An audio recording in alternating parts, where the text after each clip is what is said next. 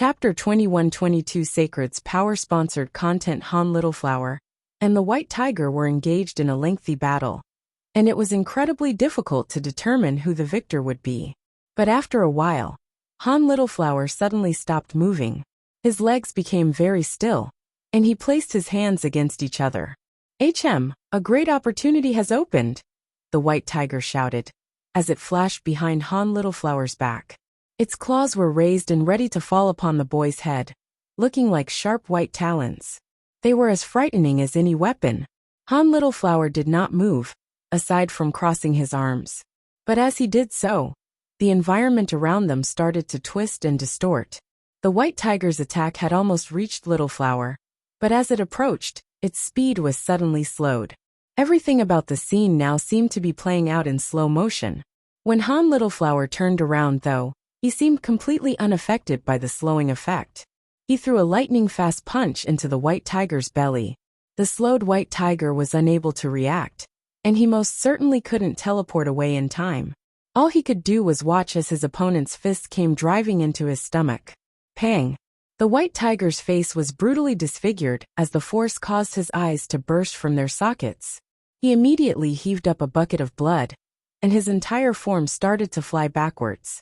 All this occurred in slow motion, of course. Every spectator was able to finally inspect the tiger's every distraught emotion. It was weird and almost creepy.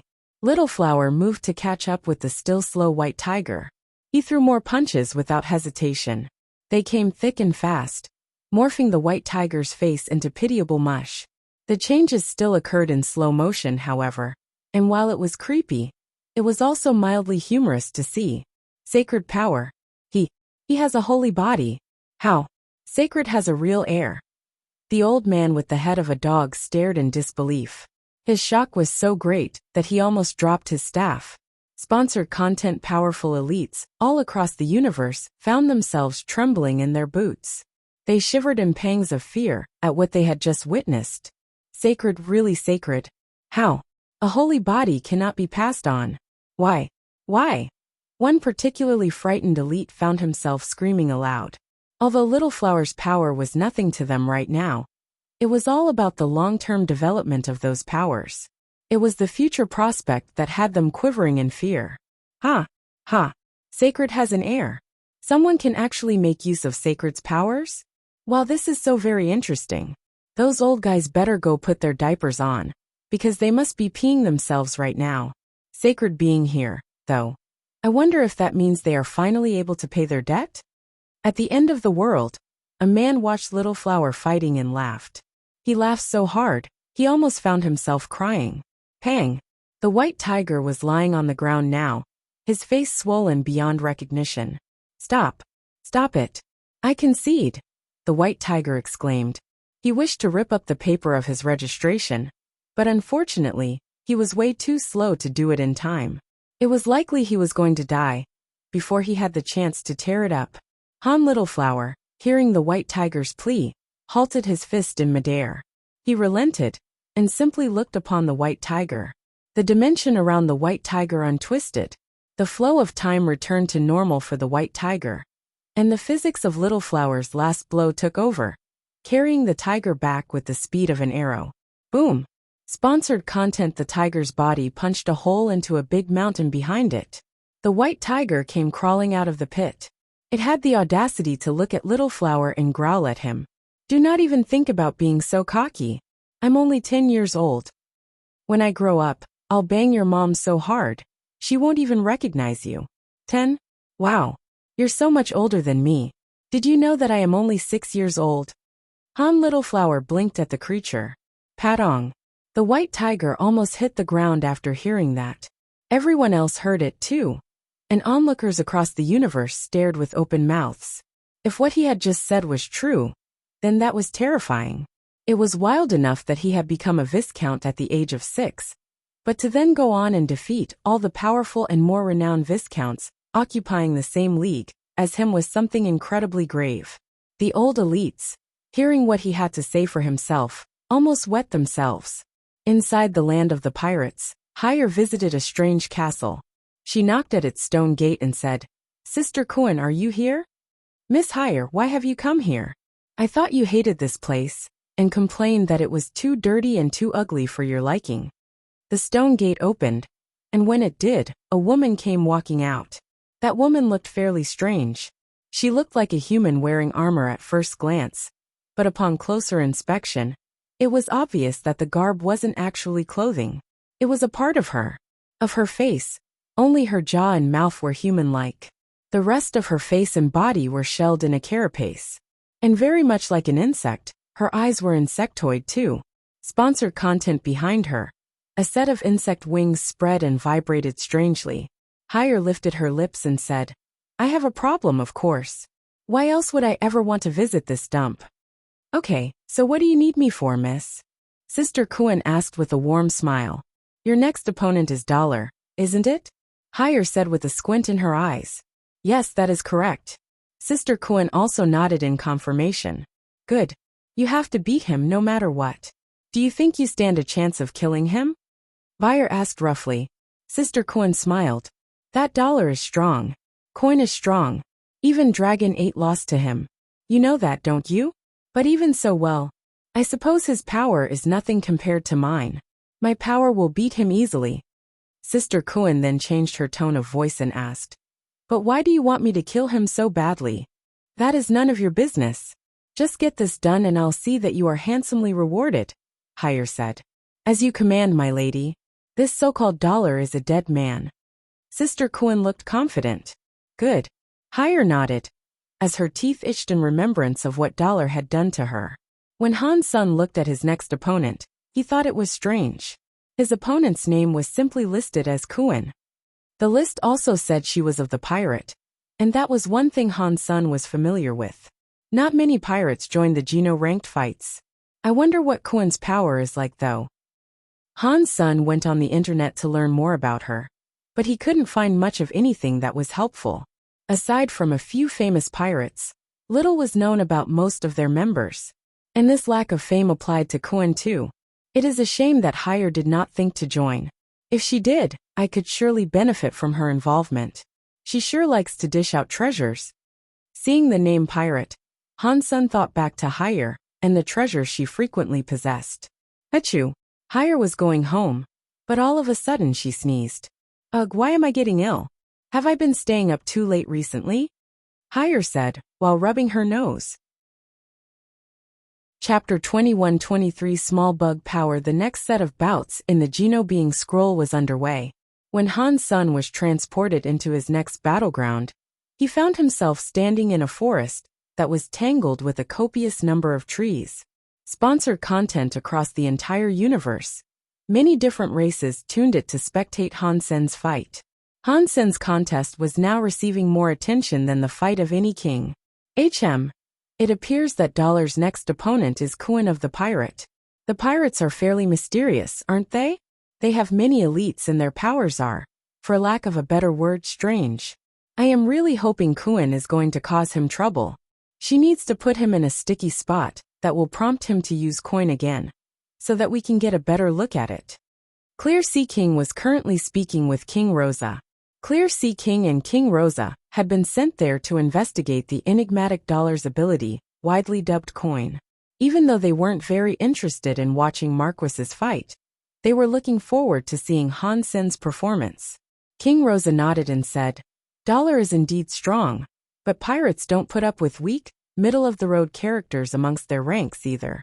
Perhaps we will be able to find out something through this fight, even if we are unable to later, when Dollar faces off against Lone Bamboo.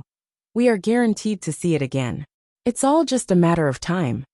Clear Sea King and King Rosa weren't the only ones trying to research Han Sun. Even Sky Path Garden of Sky Palace had tasked a whole bunch of researchers to observe Han Sen's fight in the hope of seeing coin again. Han Sun looked around, but all he could see amidst that forest was trees. He couldn't see his enemy lurking anywhere nearby. Han Sun frowned and took off into the air. He wanted to fly above the trees of the forest and see if he could spot his enemy from the air. But when his body lifted off of the ground, he saw a swarm of bugs begin filtering down from the top of the trees. They were all very small like flies, and they flew quickly, like a black cloud. They came forward to try to cloak Han Sun. Han Sun swiftly tapped into his Dongxian Sutra's simulation abilities and attuned his powers to fire. He threw a punch towards the bugs once he was set, which sent a comet of fire soaring through the swarm. Sponsored content: the cloud of insects was charred into ash, and not a single one of the critters was left alive. You are good. Realizing that bugs are afraid of fire means you are smart, and on top of that, you have the ability to wield fire too. A woman's voice sounded from someplace amidst the forest, but Han Sun still couldn't see her. It was as if her voice was coming from all directions at once. Why are you hiding? Come on out and fight me. These petty little tricks won't work on me, Han Sun said calmly. The woman's voice sounded once more, but this time it was mocking. Tricks? Well, you might like this next trick. Let's give it a try, shall we? As soon as she stopped speaking, another swarm of bugs came crawling out of a tree. So thick were their numbers, it was like a black fog headed right for Han Sun. Han Sun wreathed himself in fire. As the flames torched every bug in his proximity, Han Sun moved to one of the trees and punched it with all his might. That tree was hollow on the inside. Something had been hiding within, but whatever it was gone now. Oh, were you looking for me? Finding me won't be that easy. If you want to find me, you'll have to try harder than that. Ha, ha. The woman's laugh echoed all across the boughs of that infinite forest. The bugs kept coming to attack Han Sun, but the fire that enveloped him was enough to incinerate any that came too close. Fortunately, none were actually able to do anything to him. Sponsored content: Ugh, your bugs are useless. Why are you wasting my time? Han Sun stood in the middle of the bug fog, while the flames around him raged even hotter.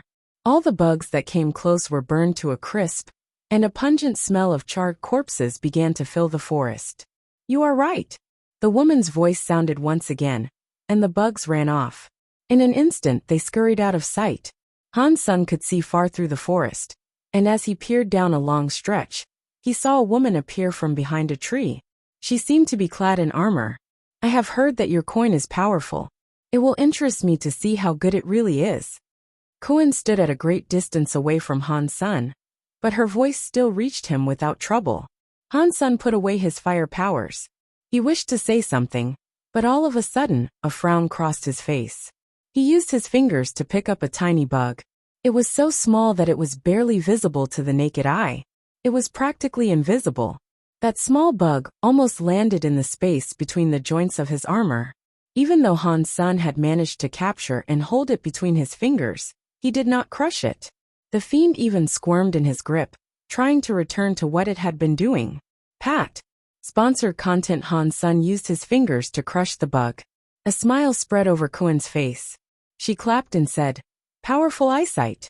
It impresses me that you can see the products of my small bug power. I'd like to know just how much you can see. So tell me, can you see this?" After that, Kuan disappeared from sight. And in that instant, Han Sun heard bugs coming at him from every direction. They appeared from every piece of bark and every leaf, and they even crawled out of the ground. These bugs were even ugly for your liking. The stone gate opened, and when it did, a woman came walking out. The audience could hear the noise of the bugs, but only the kings could actually discern where the bugs were. Not even the dukes were able to do that. Clear Sea King's eyes turned bright, and he smiled. Kuan's power is quite interesting. She turns her power into a vessel that is smaller than the size of bacteria. Even Dollar's full set of armor will have gaps and seams that the insects can take advantage of. Those bugs can probably fit into his face, or even the pores of his skin. No matter how strong Dollar is, I believe avoiding something that small is out of the question for him. As Clear Sea King spoke, Han Sun wreathed himself in fire again. He was completely set ablaze.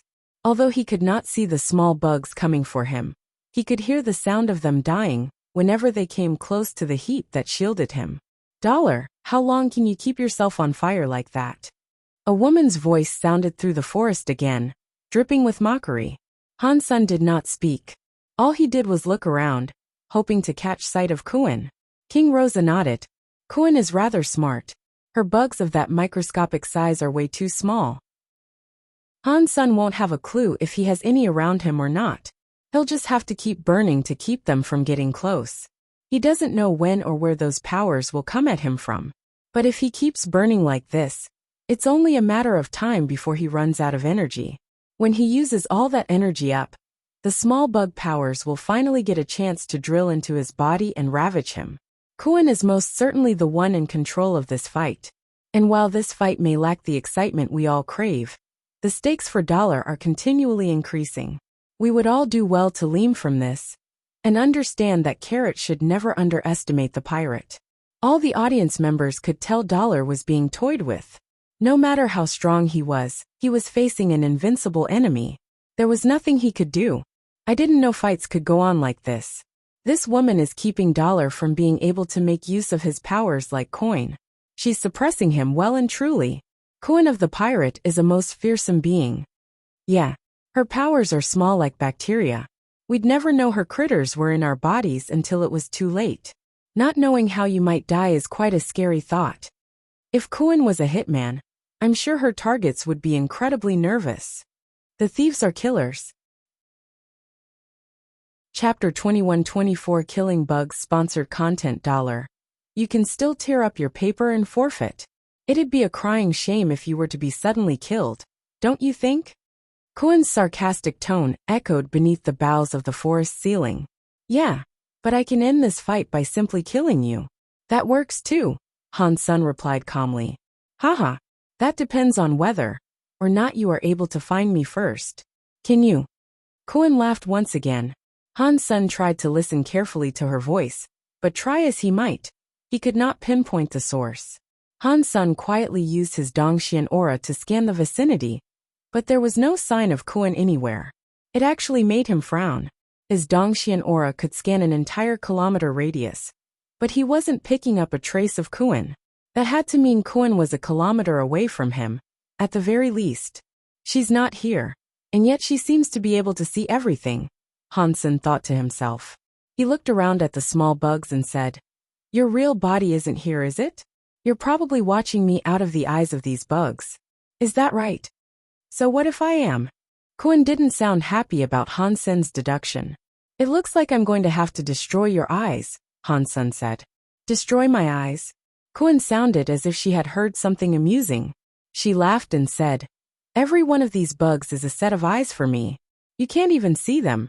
So how do you expect to be able to destroy them all? Sponsored content. The audience was in agreement with Coin.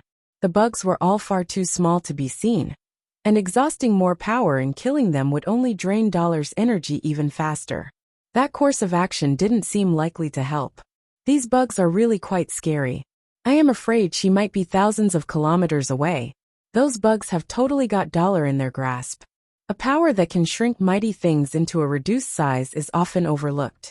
It really can be a difficult power to deal with, and it makes Coin a fearsome woman. I bet Coin will become famous after this. I cannot believe a power like this can be as effective as what we are seeing. Compared to the fight between Dragon 8 and Dollar, Coin is on another level of extremity.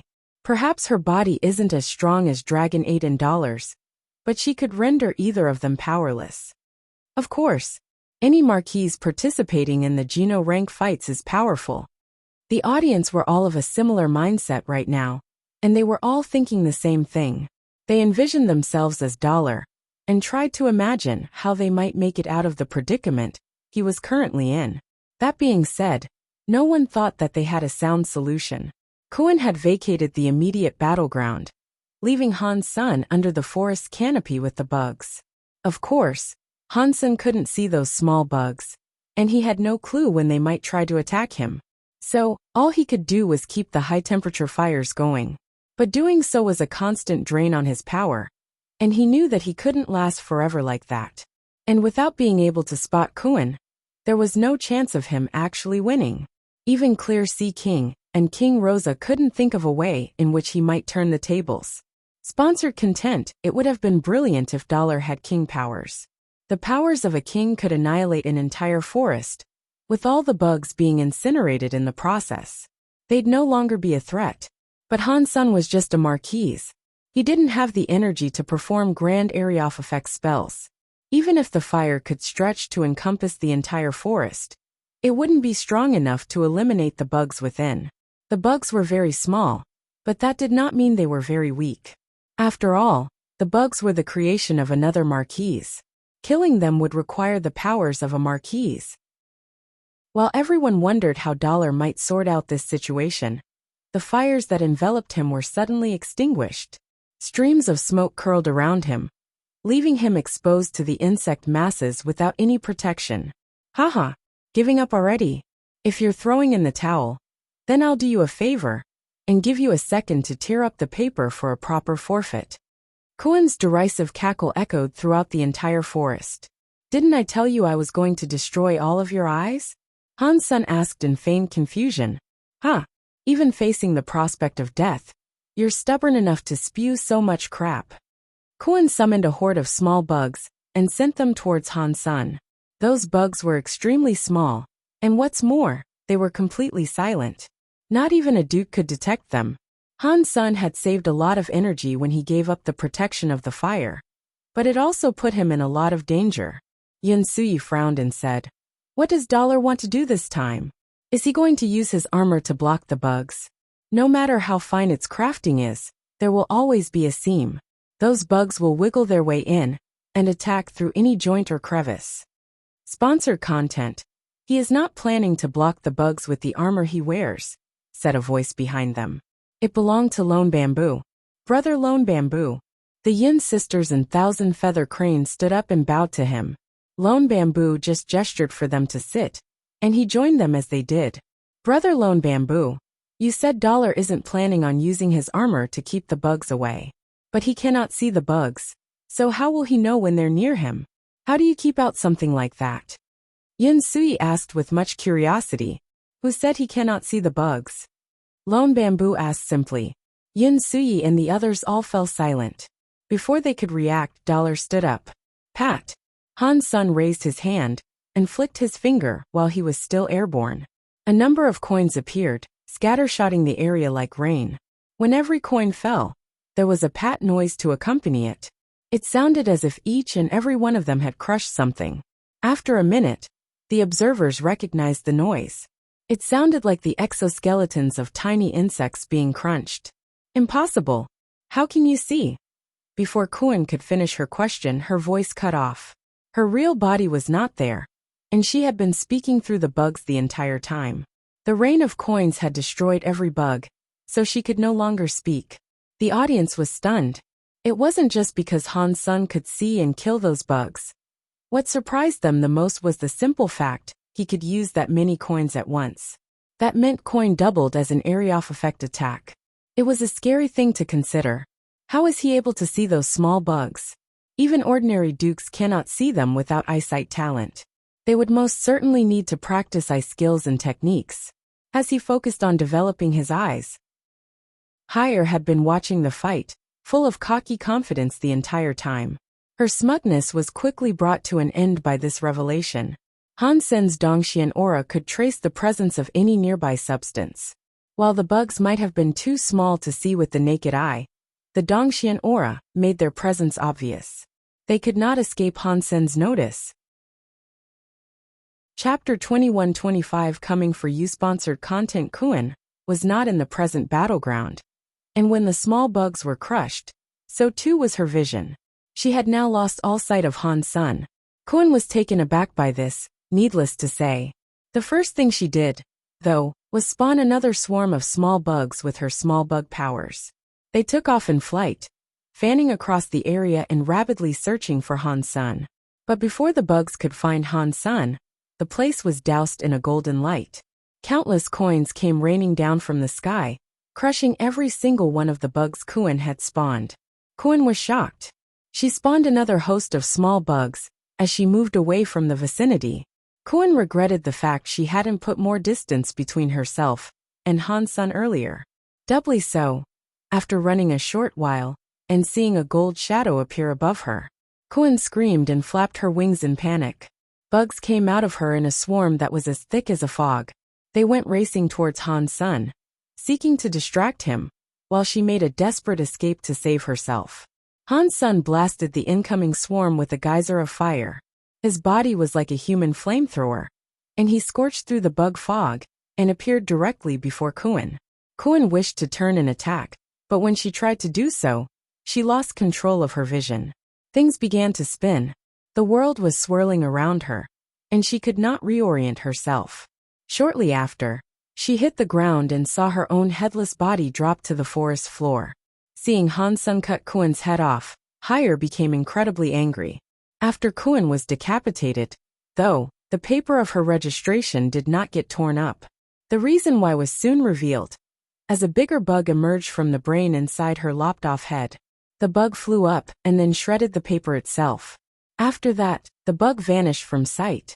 It looks like not even Kun has what it takes to overcome the power of coin. We need someone who has real power to face dollar and emerge victorious in a one-to-one bout. Sponsored content. I am afraid only Lone Bamboo might have what it takes. Kun is very strong, but dollar is no average opponent. He was able to exploit her weakness. The audience was eager for more. Although Kun had used a strange power to bring dollar some trouble, fights like that were not exciting enough. It didn't quench their thirst. So most people immediately moved on to anticipating the fight between Dollar and Lone Bamboo. The genius of Sky Palace versus the mysterious Dollar. Before the fight was even to begin, people were talking about it everywhere. Many people believed Dollar would be the one to win, but many others thought Lone Bamboo could actually beat him. Both sides were adamant about their beliefs, and convincing the opposition seemed to be an impossible task. Many gambling organizations had placed the odds at a very even sum, suggesting not even those experts could determine who might be the winner. Han Sun knew that he was going to fight Lone Bamboo next, and although he really wanted to win, even he wasn't sure if he could defeat the powerful Sky. He had battled Lone Bamboo once before, and neither of them bested the other. Their last bout ended in a draw. Lone Bamboo had suffered a terrible swelling of emotions, and he eventually put his knife away. I wonder how much Lone Bamboo has grown since then. Will he still lose control to a flare-up of bad emotions? Han Sun did not want to encounter Lone Bamboo, but he did have a simmering excitement for it that he could not deny. He wanted to fight him as much as he didn't. Dragon 8 was physically more powerful than Lone Bamboo, but while Dragon 8 was like a perfect killing machine, Lone Bamboo was as refined as art. Killing machines were perfect in the way they were big and scary. Their greatest weakness, however, was in the flexibility of their talents. They often lacked diversity and breadth in their skills, and so they could not adapt to changing situations. On the other hand, Lone Bamboo's capabilities were always stunning, even to elites. His strength was nowhere near perfect, but it was beautiful, and that often took people by surprise. Sponsored content. If Han Sun had to select an opponent for life, it would be Lone Bamboo. Dragon 8 was a dangerous opponent, but Han Sun already understood him. He could calculate what a person like Dragon 8 would do, winning or losing. But Lone Bamboo always had something up his sleeve, and he could always do things that his opponents would never expect. Han Sun had joined the Geno being scroll to gain fame and draw the attention of that so-called god. He had achieved his goal by now. He had established his name, and it no longer mattered if he won or lost. But even so, Han Sun wanted to win the fight against Lone Bamboo. In Sky Palace, Lone Bamboo sat inside a stone pavilion. There was a teacup beside him, but he did not move it. He simply looked up at the moon in space. What do you think of Dollar? The Sky Palace leader suddenly appeared in the stone pavilion. He is a very strong individual, Lone Bamboo answered. How so? When the Sky Palace leader asked this, he did so with a smile. Feeling, Lone Bamboo quietly answered. Feeling? The Sky Palace leader raised an eyebrow in surprise. Lone Bamboo dipped into serious thought for a moment. His body is strong like an elite dragon's. His coin can suppress someone like Dragon 8, and if he summons it in large quantities, it can annihilate a swarm of insects. But to me, that is not the scariest thing. What scares me is what I feel when I watch him fight. What feelings does he stir within you? The Sky Palace leader asked. Sponsored content. He makes me think he is indestructible, Lone Bamboo said with a tone of gravitas. The Sky Palace leader nodded and asked him, What are you planning to do? Lone Bamboo stood up and seriously told him, I plan to win. Good. The Sky Palace leader patted him on the shoulder and said nothing more. After Lone Bamboo left the pavilion, a woman with a black mask appeared by the side of the Sky Palace leader. She quietly said, "Do you think Lone Bamboo has what it takes to win?" "You don't have to doubt the abilities of Lone Bamboo," the Sky Palace leader said. "You shouldn't say that. And that isn't what I asked. I am asking you if you think he will win." The black-masked woman stared at him. The Sky Palace leader opened his hands and said, "You saw the powers possessed by Dollar. We don't know him enough yet, but I must say he is a scary guy. We can only wait and see if Lone Bamboo will triumph. But he has never disappointed me before." Lone Bamboo returned from Sky Palace and went to his own private isle. Before he entered his bamboo house, he stopped for a moment and looked at it. The bamboo door was pushed open slightly, and a little girl leaped through the opening. Behind her, however, was a black-haired young man. "Who are you?" Lone Bamboo asked the young man. He could tell that the man was one of the Sky, but he had never met a young Sky that strong before. The man's presence was akin to that of a terrifying beast, or even the darkest reaches of the abyss itself. Even though the man was standing right there, Lone Bamboo's senses couldn't tell him anything about the man. "Evil Eye." The man smiled. Lone Bamboo frowned. He knew that name, but he had never expected Evil Eye to have been reborn as one of the Sky. And on top of that, he had brought a little girl into Sky Palace in secret. "What are you doing here?" Lone Bamboo asked. Evil Eye rolled his shoulders in a shrug. "I came here for you. You and Dollar are interesting. I want to fight you both, but you two will be meeting first. To make sure that I don't miss out, I have come to see you first. Actually, we are looking for Dollar. We do not know where to find him, though, so we came for you first." The little girl spoke with a surprising amount of seriousness. Chapter 21-26 For Evil Eye's Lone Bamboo did not say a word. Silently, he reached for his jade sword. No one would have expected Evil Eye to have been reborn as one of the Sky, and no one would have expected him to don a disguise in order to infiltrate Sky Palace. Lone Bamboo would never have expected an encounter with Evil Eye at his home, of all places they could meet. He didn't have a single security camera installed in his home, and that was because there was usually no need. He couldn't think of a single person daring enough to sneak into Sky Palace other than the man who now stood before him, Evil Eye himself.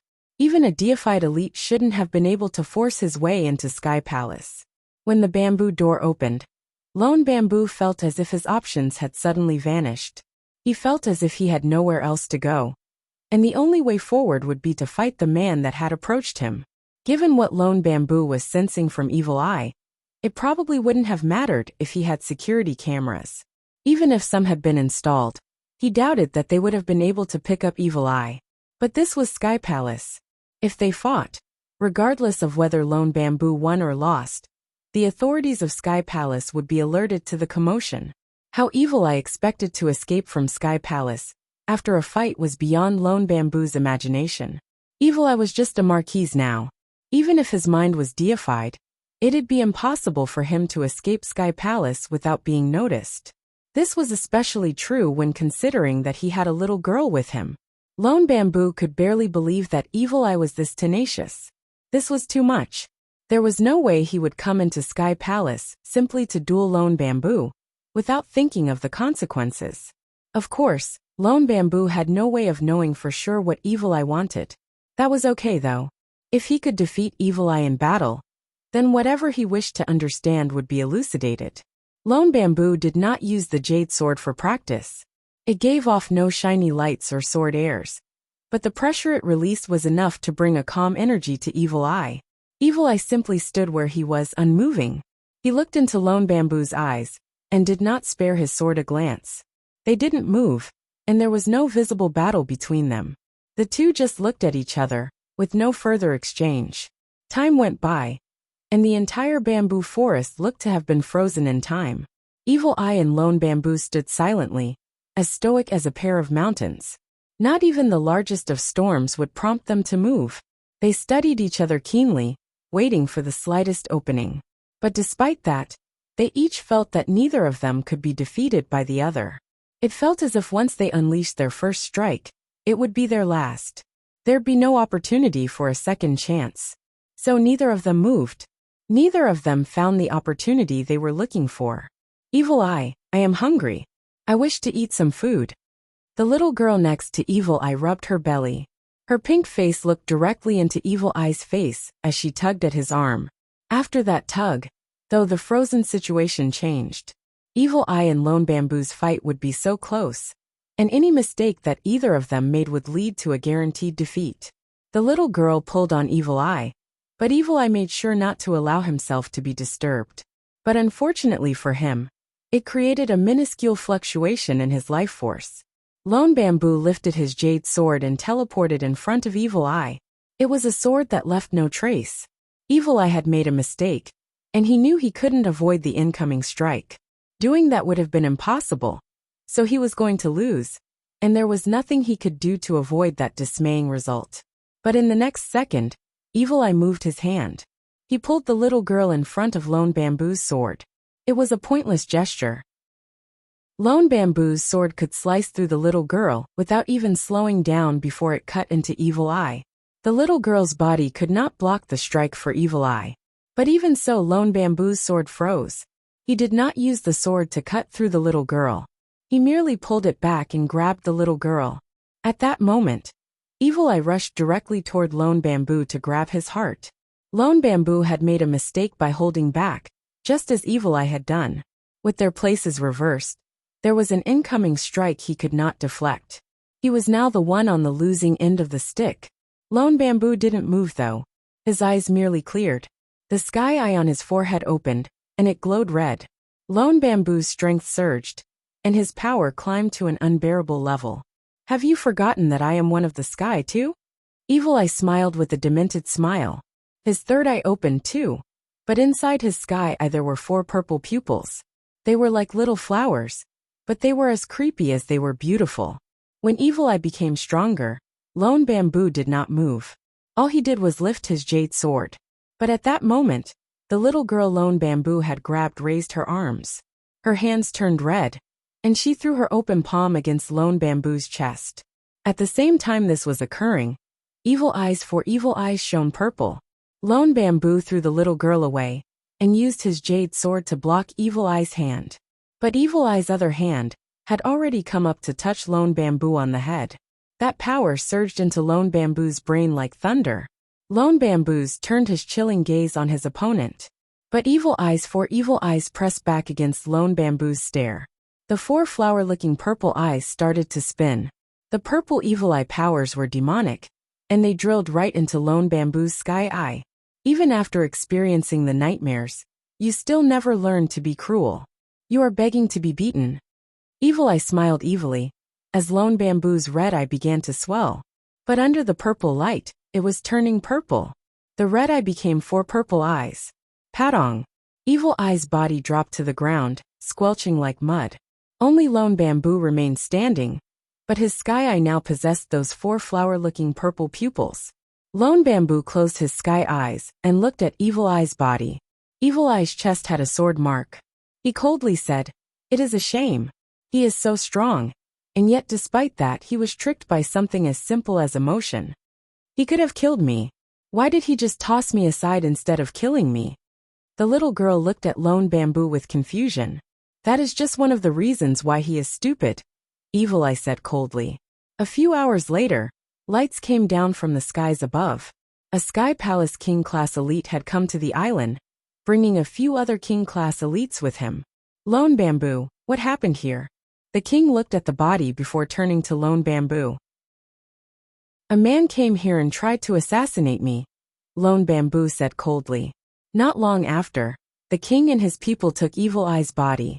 And the next day Lone Bamboo, who was now Evil Eye, took the little girl and left Sky Palace.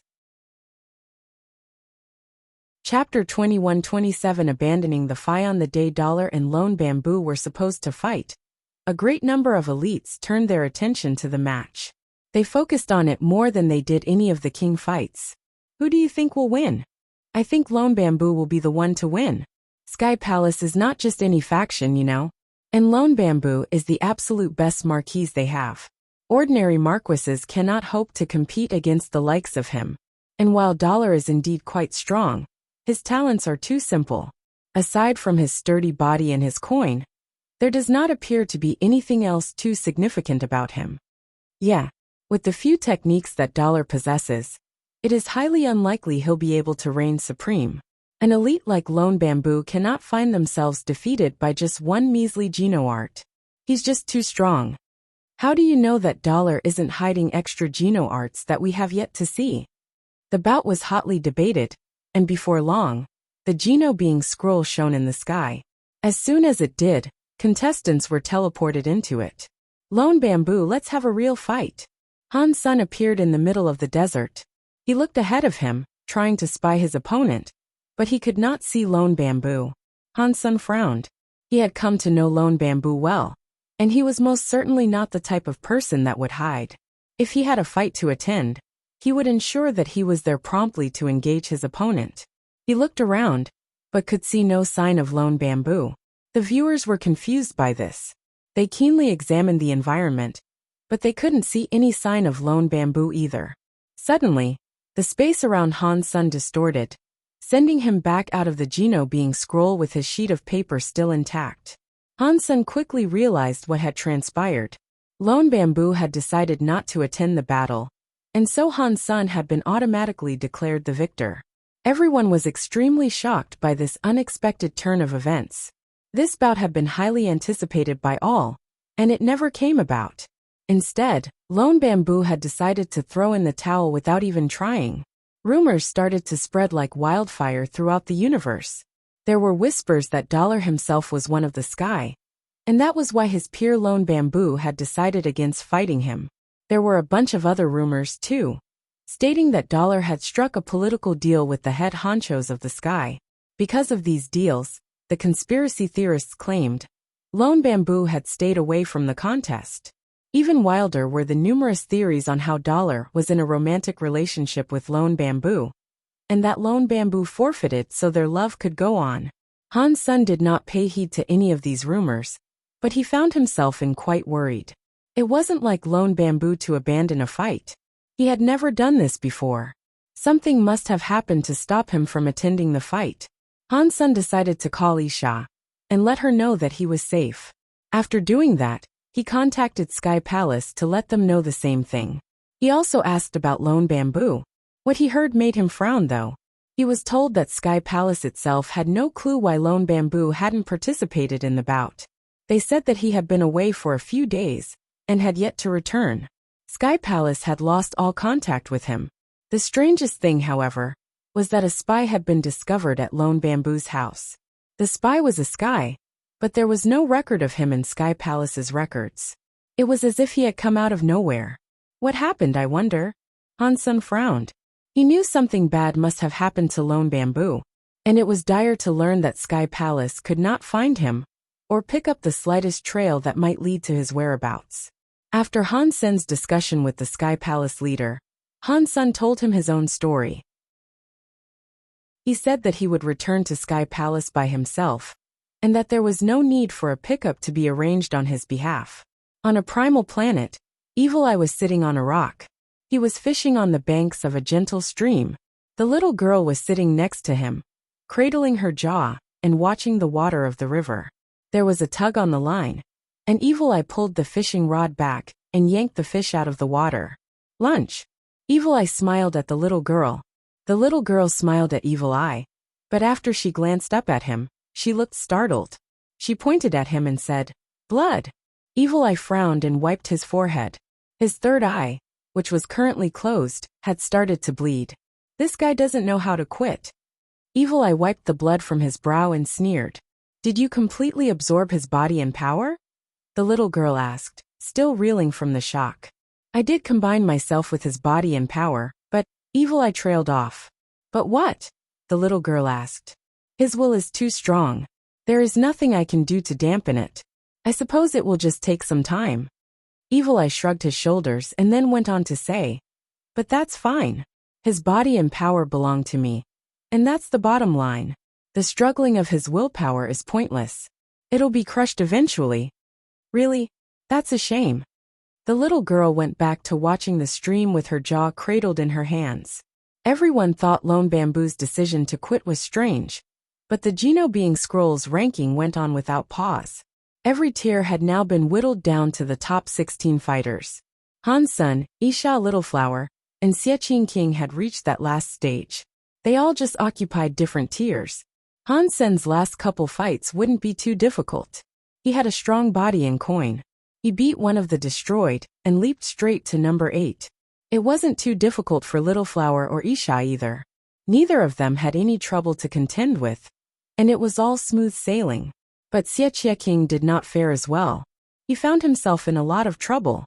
His opponent was also one of the destroyed, and that Earl destroyed had a reputation that was not far off Lone Bamboos. Destroyed and the Sky were amongst the top 10 higher races, so even their Earl class members were incredibly strong. Xie King used his silver book to replicate the shape and form of the destroyed Earl. But try as he might, he could not block the monster's attacks. And any additional xenogeneics he spawned were swiftly annihilated by the destroyed Earl. The destroyed Earl had 3 heads and 6 arms. He wielded light, dark, and chaos powers. His body was about the same strength that Han Sen's had been when he was an Earl. His Geno arts were quite scary too. Xie King's drawing powers were useless against him. That Xie King is not too shabby. He is much inferior to Earl Odoga though. His Geno armament is a strange one, that's for sure. And it seems as if it's not enough to defeat Odoga. It looks like Odoga will top the Earl class rankings. The people that watched the Earl fights could tell that Xie King was in a dire situation. Pang! A powerful punch from Odoga destroyed Xie King's latest drawing, then continued on towards his face. When the punch landed, Xie King and the silver book were sent soaring into a mountainside. The resulting avalanche brought half of the mountain down. That's it. Xie King pulled himself out of the rubble. A grin split his bloody mouth. He stopped drawing and threw the book away, then plated his body in a set of armor. You want to keep this fight up? Odoga looked at him like a disappointed instructor. This fight has only just begun. Xie King bared his teeth, and a silver light came beaming out of him like a volcano. When Xie King put down his book, he revealed just how cruel he could be. Alu alu alu. The insane storm of punches was difficult to comprehend. Xie King's eyes gleamed with a fiery silver. The silver punches he threw were indestructible. Odoga had a snowflake's chance in trying to repel those wild hits headed his way. Odoga waved his 6 arms to protect himself as light, dark, and chaos powers worked together in an attempt to devastate Xie King. But the raging Xie King cared little for what his opponent was attempting to do. His fists were the ones in control now, and there was only one thing they wanted to do: attack. He wanted to pulverize Odoga, to pound him so hard that he'd be indistinguishable from the mud of the ground. Ignoring Odoga's attack, he went forward and allowed himself to be hit. Xie King and Odoga were both fully committed to the assault though. The cruelest and bloodiest fight of the Geno being scroll was only just beginning. Odoga's 6 fists with scary powers came raging at Xie King. And as this occurred, Xie King used his own power to repeatedly pummel Odoga. Armor was broken, flesh was torn, blood was spraying. The two of them were using the most primal and primitive methods to fight with each other. Odoga's 6 fists had the advantage unfortunately, but this did not at all mean that Xie King, who only had a natural pair of fists, was weak. And the more damage he incurred, the stronger he became.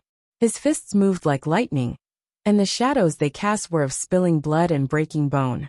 Odoga raged and screamed at his unrelenting opponent.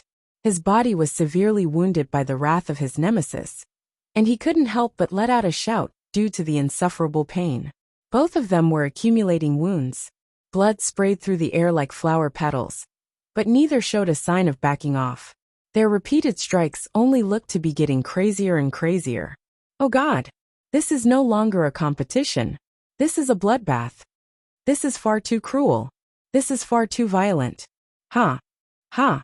This is what a real fight should be like. Oh, I love this. This is rather interesting, I must confess. It's more satisfying to watch such a raw fight. Fuck yeah. Kill him. Go on. The audience was ravenous for more. The violence of the fight drew an insatiable bloodlust from them. Driving their excitement, the adrenaline levels of the audience were through the roof. Pang! Odoga and Xiaqing King flew away from each other. One of them crashed into a mountainside, whereas the other dropped into an open field. They were both severely injured. Odoga's 6 arms had all been broken. Some of them had been torn off completely, whereas others hung on by the thread of their tendons. Only 2 were still completely attached, but even they were sorely injured. The 3 faces were swollen and distended, and one eye had been squelched. Blood was soaking the Earl's entire form. Xiaqing King was not faring much better than his foe. His legs had been broken, his right shoulder had been dislocated, both of his eyes had been shattered, and all of his ribs had been snapped or cracked. With the amount of blood soaking him, there was only one thing you could call him, a blood man. But Xiaqing King's life force, despite all that, was none the weaker. In fact, its glow had increased. He picked himself up from the soil pit and shone with a silver light. That light enveloped his entire body like a hungry fire. Odoga looked gloomy by comparison. After lifting himself up on the field, he generated a power. Light and dark energies gathered at the knuckles of his fists, giving each of them a swirling mixture of black and white lights. As Odoga's power increased, the black and white powers were like Tai Chi. A strange power was keeping them both in perfect balance. Seeing Odoga and Xiaqing King collecting their strength, the audience knew that whatever was next would be it. Their final strikes were coming. With the condition the 2 of them were in, generating that much power meant that it had to be the final attack. You are strong, but you are still weaker than me. You may concede now, if you want to live. Odoga's fist, channeling all that energy, was reaching max capacity as he spoke. The scary powers made everything around him vibrate. The dimension of the space he occupied seemed to distort and twist under the black and white powers he carried. I am sorry, but I am afraid that I do not know what you are getting at. My vocabulary seems to be lacking a few words, and I think what you've just said may be among the missing ones. Blood streamed from Xiaqing King's eyes. He had a strange smile, and a silver flame propelled him forward. Light, dark, and chaos. Together, they are the most stable elements one could ever hope to possess. They combine together to create the destroyed light. It is the most powerful god light in the entire Geno universe. When this strike falls upon you, you will be nothing more than a memory. I like you, truth be told, and I would favor the prospect of allowing you to live and not killing you. Furthermore, if you pledge to join the destroyed, I will allow you to win, Odoga slowly said. The only way I can allow myself to win is if I annihilate every enemy that stands in my way. Show me everything you've got. Don't hold back, and come and fight me, Xiaqing King said. His silver flame was like the final swell of a volcano ready to erupt. If you want to die, then so be it. Odoga's power exploded. The attack his fist unleashed came soaring over to Xiaqing King. Black and white powers blended together. It looked as if it could obliterate anything in its path, as it headed towards Xiaqing King. Everything that came into contact with that swirling power would likely be destroyed. Just the shockwave of that power was enough to tear up the land for miles around and sunder the skies into ruin. The last Xiaqing cannon.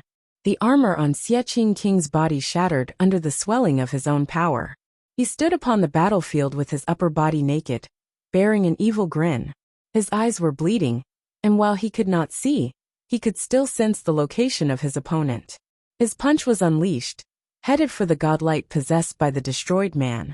The silver fist became an orb of light. It came forward to strike the black and white powers simultaneously. Boom! The 2 scary powers collided with each other, and what resulted was akin to the detonation of a hydrogen bomb. The giant explosion looked like a sun-going supernova, consuming everything in its proximity. It was too bright for anyone to actually see anything inside it, though. When the lights finally dimmed, a giant chasm was all that remained. Inside that deep crater, one person was left standing. The other person writhed around on the ground, struggling to get up. Xiaqing King looked at Odoga, trying to get up off of the ground. Slicking back his silver hair, he coldly said, "You are strong, but you are weaker than I. And since you now seem to understand my power, I will spare your life. Go back, practice for a few hundred years, and then get back to me. Perhaps by then you will stand a 0.0001% chance of defeating me. I'll be back. Odoga could not get up. He ripped up his paper and disappeared from the field of battle. I am invincible, no matter where I go. Xiaqing King ran his fingers through his hair and disappeared from that corner of the dimension. Pang! As soon as Xiaqing King was teleported back out of the Geno Being Scroll, his injured body collapsed. The will to win and the accompanying adrenaline were the only things that had kept him going. Xiaqing King was too severely injured and too exhausted to continue in the Geno rank fights, so he ended up placing in the top 8. The people that watched him and Odoga fight, however, were of the firm belief that one of those two should have taken first place. Unfortunately, the two powerhouses had ended up against each other far too soon. One was defeated and beaten into a sorry state, and the other was victorious, but also beaten into a sorry state. The ranked fights continued with some surprising results. On the 4th match of the King tier, Isha actually ended up losing, which surprised her many fans. Her final position rested at rank number 4. Hansen wasn't there to watch the fight, so he was unsure what had led to her defeat. That being said, according to what he had heard, something strange occurred during the bout. Han Littleflower got to his final fight easily. His sacred powers allowed him to manipulate space and time, and no Viscount was able to challenge that technique in the field of battle. No one was stronger than Han Littleflower, so it was highly likely that he would gain the number 1 position after completing his final fight. If not for Evil Eye, Han Sun would have been a shoo-in for winning the entire Marquis tier bracket. But alas, it was not so. With Evil Eye being there, there was no guarantee that Han Sun would be victorious. Han Sun had watched Evil Eye's fights with intense focus. The man looked frightening, but Han Sun thought there was something off about him. What that was precisely, Han Sun could not put his finger on. Han Sun called Isha to highlight his concern. He wanted to comfort her after her loss too. My queen, I will come to Narrow Moon and visit you in just a few short days. Isha sat on her throne with her long white legs crossed comfortably before her. She looked at Han Sun through the video feed, smiled and said, "You are coming back to comfort me?" "No. You are the strongest woman of all. You simply missed and that's it." Han Sen's comforting skills already seemed to be lacking. Isha still smiled, and she looked at Han Sr. The mecha made a generous offer in exchange for their win. "We have what we need now. Did you honestly believe I would lose?" Han Sun was surprised by this revelation. That was not what he had expected from Isha at all.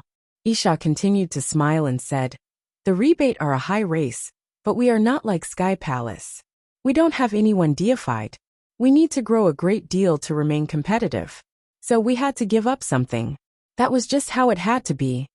Han Sun understood that she had allowed herself to lose despite her ardent desire to win. She had not lost to a genuine enemy in battle. She had lost to politics. Go back to Sky Palace. These matters aren't your concern. You need to level up and become a king. Only then can you play these games. Right now, you aren't even a spare piece on the table of play, Isha said, then abruptly hung up the phone. Hansen knew that his level was still too low. The story of genes was too difficult, and he repeatedly mulled the idea of just giving it up. He could level up his other 3 Geno arts to the rank of king instead. The final fight for the Marquis tier was about to start, and Dollar and Evil Eye's names were on the tip of every tongue. It was the hottest topic of the day. Although Han Sun had shown powerful attacks, Dragon 8 was the only opponent that he had defeated with true raw power. Lone Bamboo's non-fight had also disappointed a great many people. Evil Eye's track record over multiple lives was too impressive, so most people thought that Evil Eye would be the one to win the fight. After all, Evil Eye had been deified many times before, and so he was the sort to see things differently. This point alone made him the likeliest candidate for victory. Still, it was not all doom and gloom in Dollar's corner. Many nobles still placed their faith in him becoming victorious. They loved Coin. Up until now, at least, Dollar had proved that Coin could defeat anything. Many people loved it. At a gambling station located on a certain planet, a dirt bike pulled up. The man who rode it came inside and dropped a heavy bag on the table. When the workers opened the bag, their eyebrows rose and wide smiles spread across their faces. One of them quickly said, "Dear customer, who are you placing your money and faith in? What's the winning forecast look like for dollar?" The man asked. 184, the worker answered. Then, he looked at the man with the dirt bike strangely. Most people believed Evil Eye would win, so there was no way he'd be forecasted to lose. Nobody put their bets on dollar. "I bet that dollar will win," the man said as he straightened his sunglasses. If the man was willing to give away a sack of free money, then none of the workers would turn him down.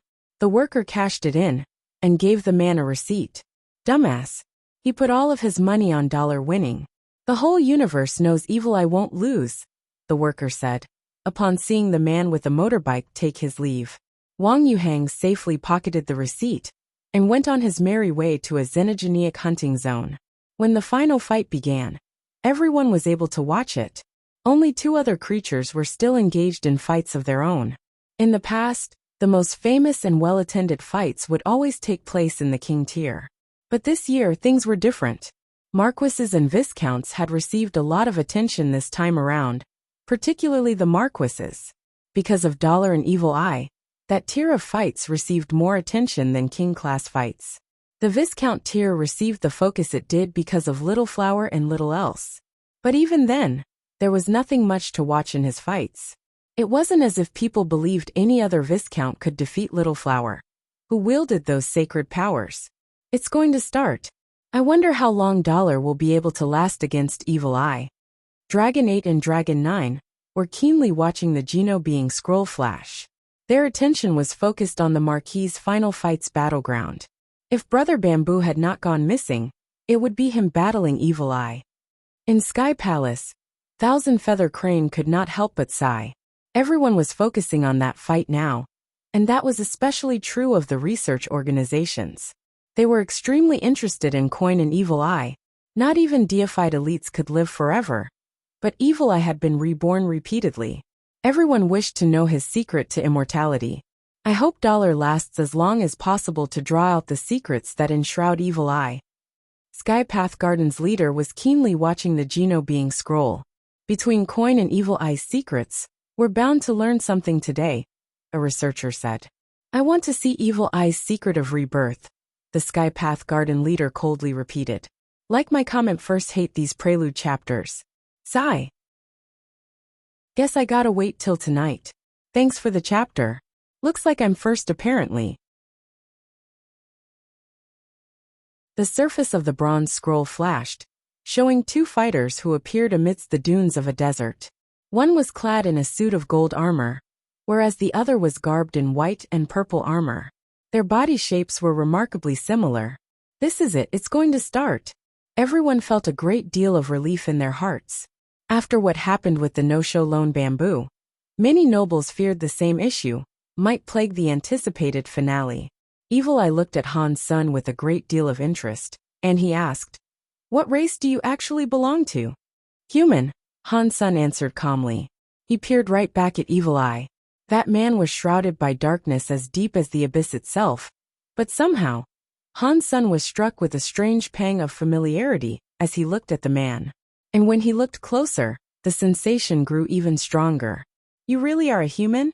That is a good name, I suppose." Evil Eye mumbled something to himself beneath his breath. Han's son heard what he said, but he wasn't quite sure what he meant by that. Evil Eye wasn't planning on explaining it either.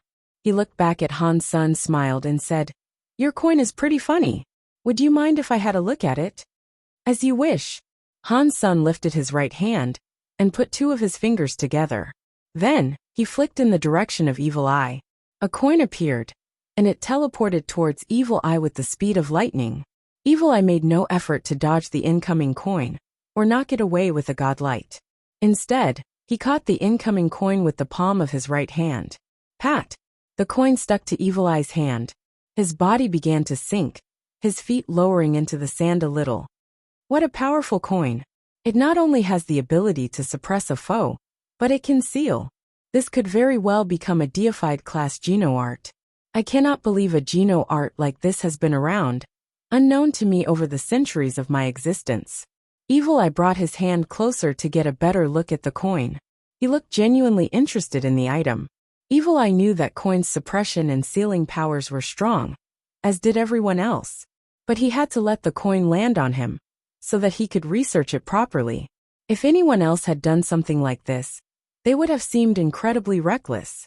But to the people watching the bout, it seemed the most natural thing in the world for Evil Eye to do. What a weird Geno art. It is heavy. It forbids air. It suppresses. And some weird power. Evil Eye mumbled to himself. Then he placed another of his fingers on the coin. He tightened his grip, and the coin was crushed within his fist. The viewers looked on in shock. The coin that was believed to be indestructible, that had suppressed and defeated Dragon 8, had been shattered by Evil Eye. It appeared not to work on him at all. Evil Eye really is untouchable. Coin doesn't even work on him. This really is too frightening to watch. He has lived for so long too. This man is a god. Coin is useless after all? With that out of the way, it appears to me that Dollar has lost all chance of winning this fight. It looks like there is nothing more to see.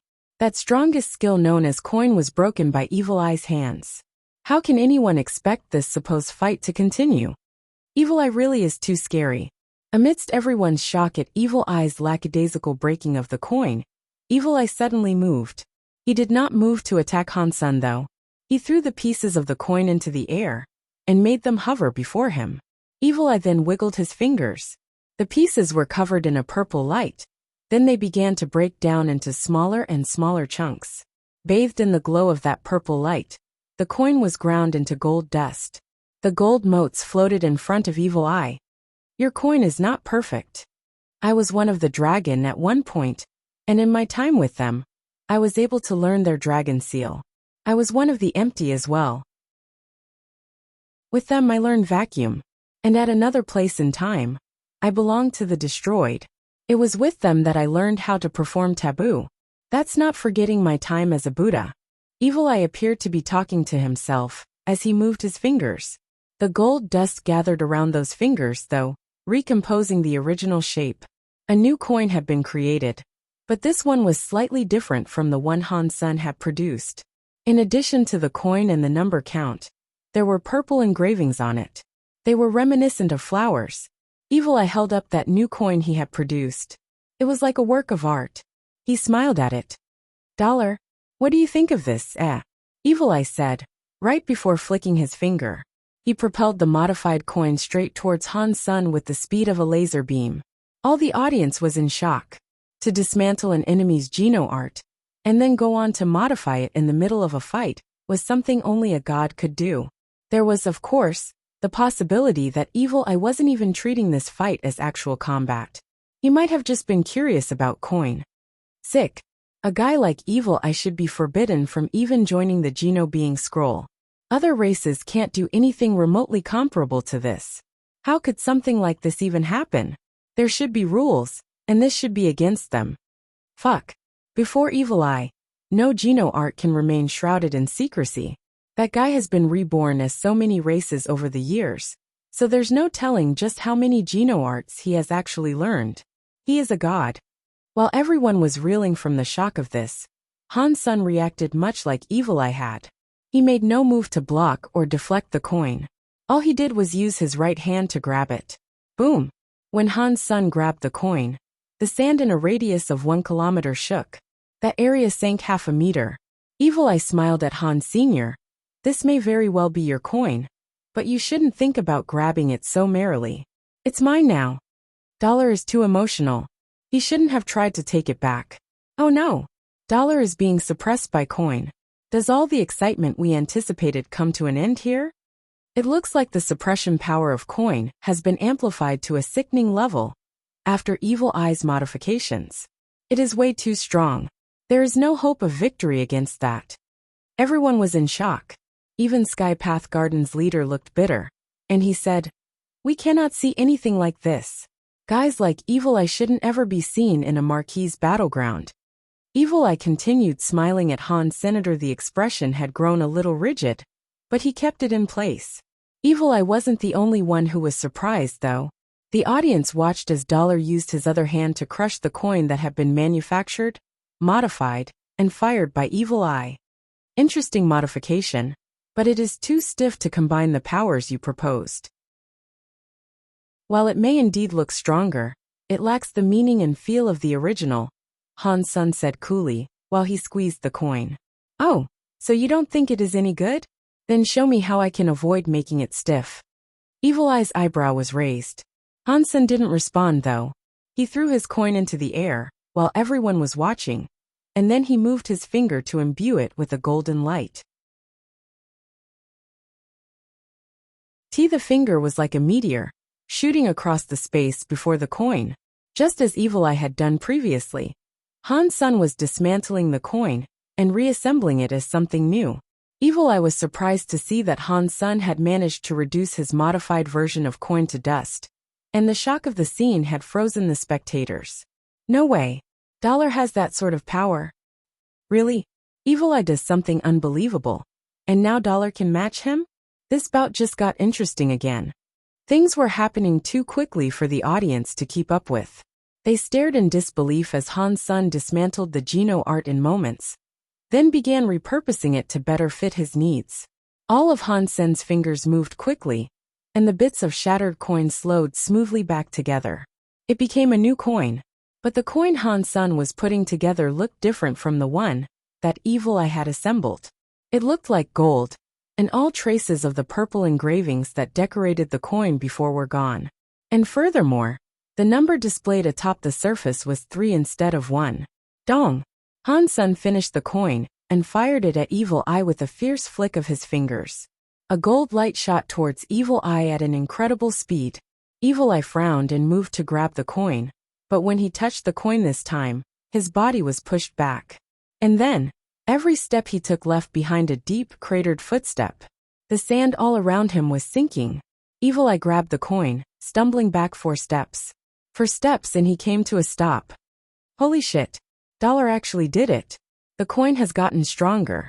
It's now clear that this is precisely how the two will fight. I have learned so much today already. Wow. Those two can play like this? This Geno being scroll fight might very well be the most famous in all of Marquis history. Ah, but what Geno art are they practicing? I am afraid this is something only a deified elite could do, and it would still depend on whether or not the deified elite had the natural talent to use this particular art. If they didn't, not even those sorts could play as those two are right now. Why is the way that they fight so different from the way we do? This is a fight between true elites. These don't dictate superiority through the simple swinging of fists. Evil Eye caught the coin in his hand. His gauntlet was dented heavily by the impact, and holding the coin was not as easy as it had been. Evil Eye did not speak flippantly anymore either.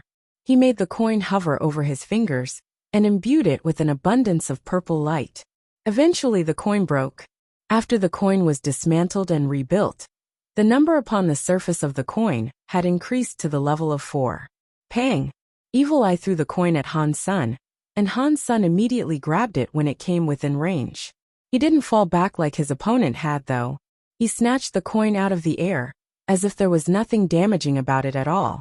Han Sun was using his ability to see sequence structures to dismantle the coin, but Evil Eye was using a very different method. Evil Eye relied on his ability to feel and control powers with extreme precision. Han Sun was able to see right into Evil Eye's nature, and he realized that the two of them were actually completely different from each other. Evil Eye was able to break down coin's power by dismantling the coin with amazing, albeit primal practicality. That was also how he was able to reconstruct the coin. Evil Eye had been reborn as many different races. In his times occupying the bodies of the different races, he had frequently become deified. The power he had learned, and what he now employed was quite scary. That was why he was able to use his own knowledge to dismantle, recreate, and modify coin. His power was entirely dependent on a deified's knowledge though. Marquises should not have been able to understand things on such a deep level. This was all due to Evil Eye's continual cycle of rebirth. His mind-blowing abilities all boiled down to that. While that cycle of reincarnation had given Evil Eye incredible power, Han Sun saw the downside that everyone was ignoring. After all, Evil Eye could not see into the sequence structure properly. He only used his knowledge, and his feelings to rebuild coin. While Evil Eye could still blindly assemble sequence structures that were mostly functional, his creations lacked detail and finesse. If Han Sen's technique of rebuilding Geno arts was 100% accurate, then Evil Eye was only 99%. While the difference might have been small and difficult to recognize, it was definitely there. And that meant Evil Eye was not perfect. Evil Eye would soon find it impossible to beat Han Sen in this way. But Han Sen didn't mind engaging him in this sort of battle. As a matter of fact, it made him happy. Evil Eye was unable to beat Han Sen without a genuine ability to read sequence structures. So to compensate, he found himself having to add his own power into the coin every time he rebuilt it. He used his deified power to increase the coin's potential. That meant there was a deified elite modifying coin for Han Senator. It made him even happier to go along with it. The two of them kept throwing the coin back and forth. With each throw, the number displayed by the coin increased. And every time the figure increased, the power of each throw visibly increased as well. Every time Evil Eye caught the coin, the ground beneath his feet would shake. Han Sen, on the other hand, could catch the coin with alarming ease. He was not being affected by the coin at all. That was why Han Sen said that Evil Eye had missed the purpose of coin. Although his opponent had managed to rebuild coin, it lacked a manifestation of coin's true heart. Evil Eye could use coin to throw attacks, yes, but he could not use the coins as well as he might have liked. Even though he had produced a coin that suppressed powers, it wasn't coin. It was not like the real coin that Han Sen wielded, in which power could be stacked. Boom. When Evil Eye caught the coin next, the number on its surface was 10. The purple color on his armor deepened, but it looked as if the color itself was struggling against the weight. It seemed as if it had been suppressed by coin too much, and it could no longer hold on. The audience was frozen. Right now, Evil Eye was at a disadvantage, and he was being suppressed by dollar. No matter how many times you attempt to replicate my work, you need to know that coin is still mine, Han Sen said, staring at his opponent with hard eyes. Evil Eye looked at Han Sen, and the purple bone flowers on his armor started to open like real flowers. A deeper, more disturbing power began to rise from his body. Interesting. Evil Eye suddenly smiled creepily. His hand released the coin, and within that purple light, the coin was reduced to dust. The gold dust drifted up from his fingers. It seems that I have underestimated you. Evil Eye looked right at Han Senator. The bone flowers across his armor continued to bloom. Each one of them made Evil Eye stronger. Chapter 2132. One skill breaks 10,000 skills. When the flowers on Evil Eye's armor opened in bloom, the mass of his power reached a truly frightening level. He was much scarier than even Dragon 8's gold dragon body. Your knowledge and control are better than mine, it would appear. But so what? Before a sufficient amount of raw physical power, you have no hope of triumphing. You will ultimately lose. Evil Eye looked at Han Sen coldly. What? You lack skill, so you want to start brawling? Han Sen laughed. Power and skill are never distinguishable as two separate things. Your knowledge and your ability to control the fluctuations of power is impressive. But can you apply that talent in actual combat? Mere talk is useless. Evil Eye said, his power continuing to burgeon. Then come and give it a try, Han Sen said. This is precisely how I wanted it. Evil Eye's body shot toward Han Sen like a purple shadow. His skills were no better than Dragon 8's, but his entire body had been transformed into a killing machine. Purple flowers began to appear across his limbs. They swayed as if they were alive, and their sole purpose was to pursue Han Senator. For Han Sen, Evil Eye was the rare sort of enemy that required his full effort and attention. He was not the type of foe Han Sen could afford to underestimate, so he focused his powers and prepared the Dongxian Sutra and Heavenly Go to engage Evil Eye properly. He also planned to make use of Super Spank. Evil Eye's use of skills was fluid though. They kept on changing. He had a roster of techniques after all. He had the skills of the dragon, the Buddha, the destroyed, and so on. But what's more, it felt as if every skill was mastered. While they might have all had different purposes and meanings, he was able to combine them all seamlessly. Every technique was stunningly employed, and every blow was followed by an unexpected change of style. The elites were all confused by what they saw. Many of their faces changed, especially when they realized that they were seeing glimpses of the legendary techniques of the race they belonged to. Han Sen, on the other hand, fought in a totally different manner. His skills were very clear.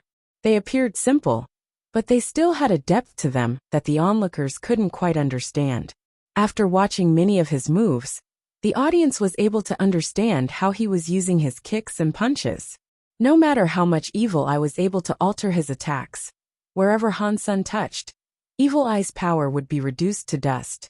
Super Spank was able to break and disintegrate every sequence structure it came into contact with. Evil Eye's body split into two, and both bodies attacked Han Senator. There was no illusion, and the two forms really did comprise Evil Eye's actual body, and they were both equally powerful. Destroyed's doppelganger. Isn't that a technique that only one of the destroyed is able to learn? Everyone was shocked by this reveal. In the next second, that shock turned into awe. The two Evil Eyes split again, and now there were 4 Evil Eyes on the battleground. Destroyed's doppelganger technique was only able to split a person into 3, due to the origin race having 3 heads and 6 arms. Evil Eye was not one of the destroyed.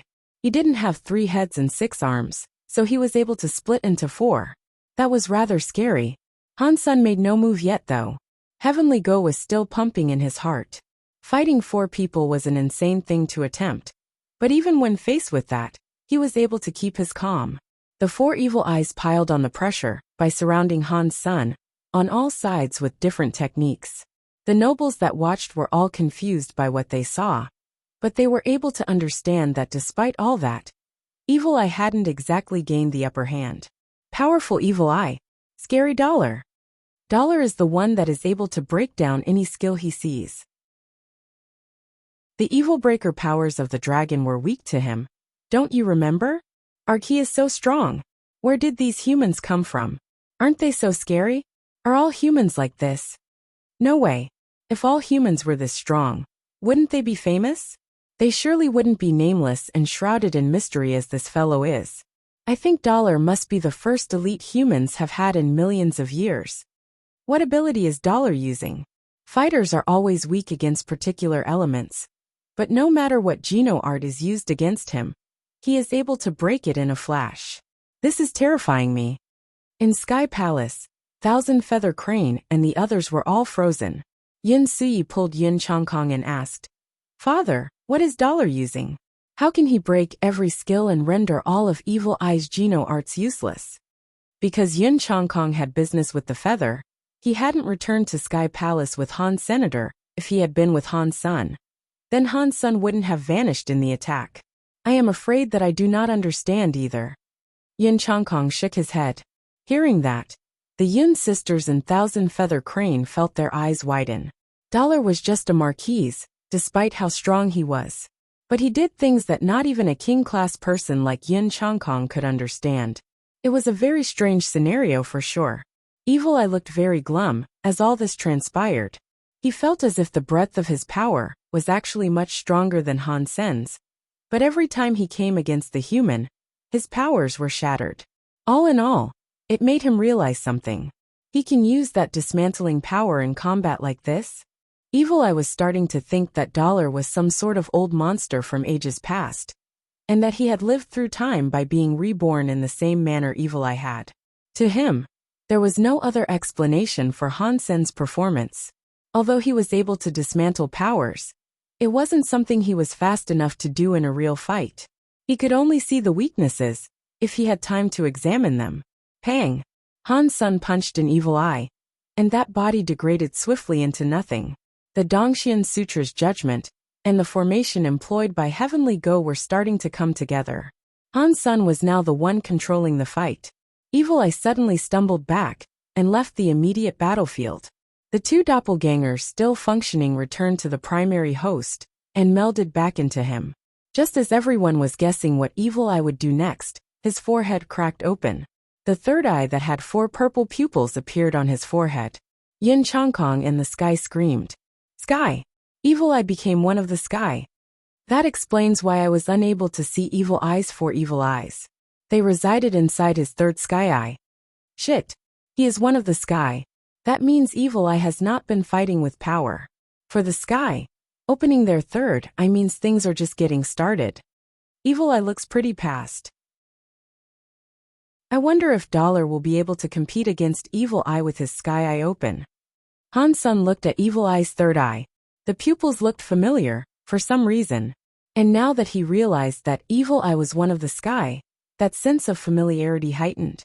In front of this monstrous power, your skills will matter very little. Evil Eye opened his sky eye. His power had increased by a vast amount, and the purple light of his sky eye flared the purple flowers across his armor. A fire kicked up, and it enveloped Evil Eye's entire body. Chapter 2133 The Battle Under Pressure Seeing Evil Eye covered in purple fire, Han Sen frowned. When a sky opened their sky eye, their general strength would leap by about one whole tier. Evil Eye's power was already above what could be expected of a marquise, but now with the sky eye had opened, his power was comparable to the strongest of dukes. It was quite difficult to fathom how a marquise could possess such grand strength. Bzzz. The audience did not see Evil Eye move. All they heard was a sound, and Evil Eye's body started to appear faded.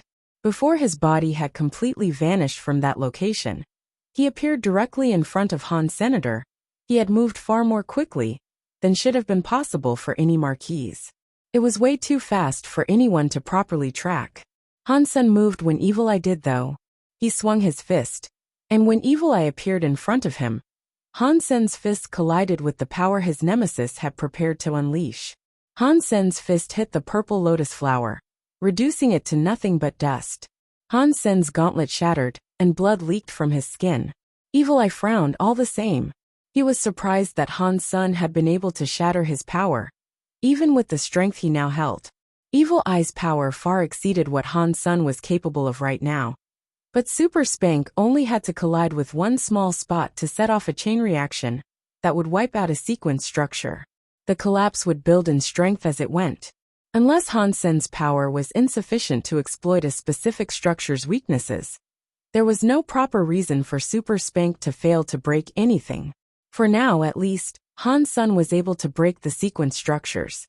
And that meant Evil Eye wasn't quite an overwhelming threat just yet. What threatened Han Sen the most, though, was Evil Eye's speed after opening his sky eye. Not even he was able to follow Evil Eye's movement.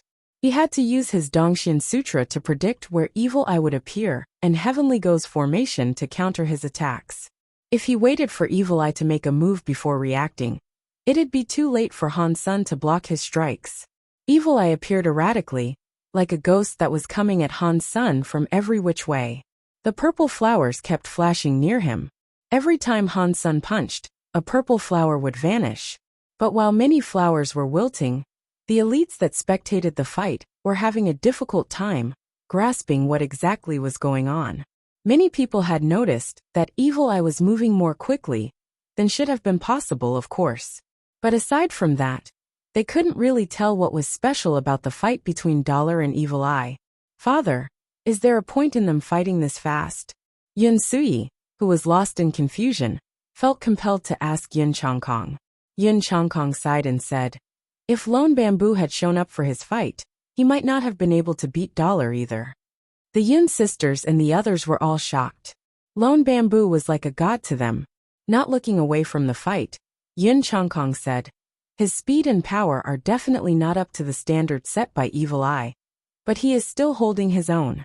It's not as if he's being crushed. This fact alone makes him most excellent. His speed and power are inferior to Evil Eye's? I couldn't tell. I assumed they were both even, Yun Sui said in confusion. That's what it looks like on the surface. But yes, Dollar is unable to match his opponent's speed. Even worse, he has less power than his rival as well, Yun Chongkong said. Why does it look like they are even then? Yun Sui asked. That is what makes Dollar so impressive. Yun Chongkong paused for a moment. Although you guys can't see this because of the speed of the fight, Dollar is moving before Evil Eye strikes. He's practically clairvoyant. It looks like he knows what Evil Eye will do before he even makes a move. He attacks where Evil Eye is going to be, rather than where he is. That is how this fight remains balanced. The Yun sisters and the others turned their attention back to the fight, trying to make sense of it. Thousand Feather Crane, as flabbergasted as the rest, had to ask, "Isn't that what you find in the textless book? Is Dollar one of the sky that has practiced textless book?" "No, he is not using textless book. While I can see some similarities, they are not the same." Yin Chongkong shook his head. Even though he is able to predict Evil Eye's movements, how is he able to keep things in balance if his power is still inferior? Yin Susheng did not understand this bit. "I'll admit, I don't understand that either. Dollar must have a very powerful skill to fight someone much stronger than him, though," Yin Chongkong said. Every race was doing their best to analyze the fight taking place between Dollar and Evil Eye. They had all wanted to research Coin, but Dollar's entire performance was a far better subject for study than they had initially thought possible. And the deified members of the audience were most fascinated by the fight.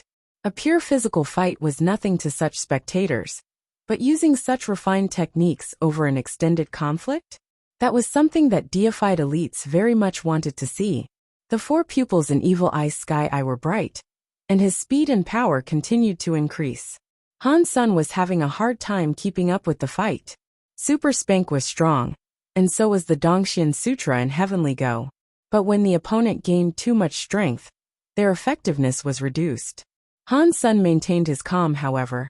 Despite the wounds that his fists were collecting, the injuries were so profuse that his blood-soaked bones were becoming visible through his tom flesh.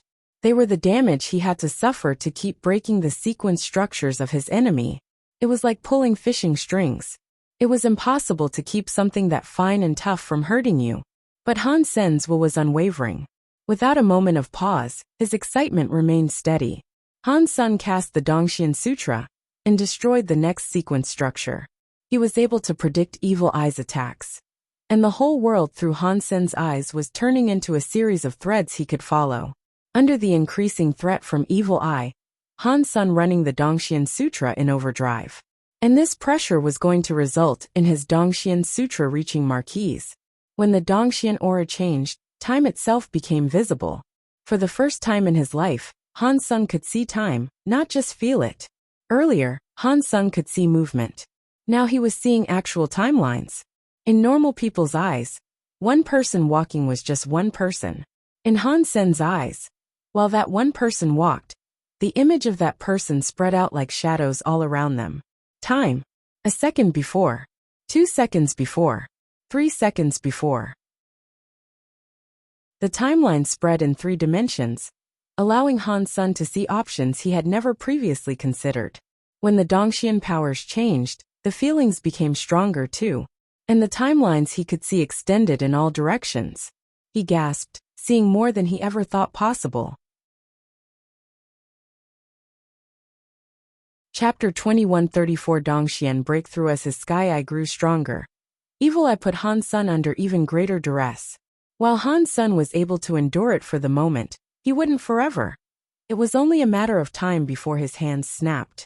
They had now been shredded down to the bone, after all. Evil Eye looked excited. The purple light of his 4 evil eyes was shining, and his speed and power at greater and greater outputs. He was dying to bring an end to the man that had the audacity to fight him so successfully. The audience could tell Dollar was not faring too well. His power and speed were low. Even if his abilities could miraculously catch up to Evil Eye's, there was every chance that his body had already taken too much damage. It is time for a winner to be declared. One of the spectating elites sighed and looked disheartened.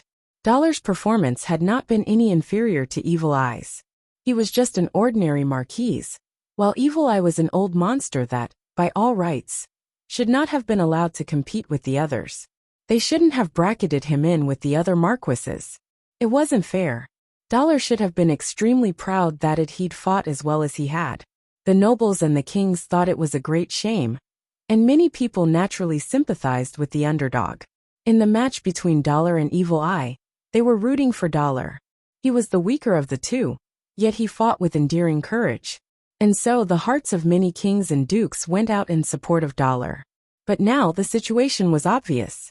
Although Dollar was a genius, his body was still far weaker than the monster he had been pitted against, Evil Eye. In this battle of bodies he had lost. As everyone sighed glumly, Evil Eye felt a sudden pang of worry. There was something off about Han's senator. That worry made him want to kill Han's son even more. He wanted Han's son dead, so he could get this fear over with. Han's son was suppressed and his fists were bleeding. The bones of his hands looked ready to give up. But on the inside, Han's son was feeling quite different. He was actually rather excited. The Dongxian aura was undergoing its final changes. The process of leveling up to Marquise would be complete any second now. Weird. In Sky Palace, the leader watched Han's son fight with a strange expression. What is weird? Asked the woman with a black mask. Dollar is going to break through, the Sky Palace leader said. Breakthrough? I don't think it's possible to level up inside the Geno Being Scroll. Even if he did become a duke, he would still be suppressed by the rules that bind him there. He would only complete an ascension after having departed the Geno Being Scroll. This has happened before, so why are you suddenly acting so surprised? The black-masked woman frowned. The Sky Palace leader shook his head. The strange thing is that I don't think he's leveling up to become a duke. The masked woman looked shocked. She said, You mean Dollar has 2 talents? He has 2 Geno armaments. And you mean to suggest that the other one is becoming a marquise from the rank of Earl? The Sky Palace leader nodded and said, It certainly looks that way. The masked woman was dumbfounded. Double talents? And one of his skills can fight Evil Eye in this manner? Is he also a reborn monster? The Sky Palace leader did not say anything more. Silently, he watched the fight continue. Most nobles hadn't caught on to what was happening. Only elites like the Sky Palace leader had a grasp of the situation. Interesting. He has 2 talents. Isha sat on her throne, drinking wine as she watched Dollar fight. She looked angry. Burning Lamp Alpha frowned and spoke to himself. Double talents. And one of his skills is so strong already. Who is this human? It cannot be a race that has just entered, can it? Everyone was focusing on this fight now. Most of the nobles thought the battle had already been settled, and only a few elites could see the simmering change going on beneath the surface. Evil Eye was starting to look ill. He could see what was happening to Han's son, but there was nothing he could do to stop it. Boom! In the middle of that crazy fight, Han Sen's body beamed with sudden power. The audience couldn't see that power with their eyes, but they could see the changes happening in Han Sen's body. After that, Han Sen's face filled with relief, as though he had set aside some mountainous burden that he had been forced to shoulder. His entire body glowed, as if he had been reborn. Evil Eye's attacks suddenly seemed weaker.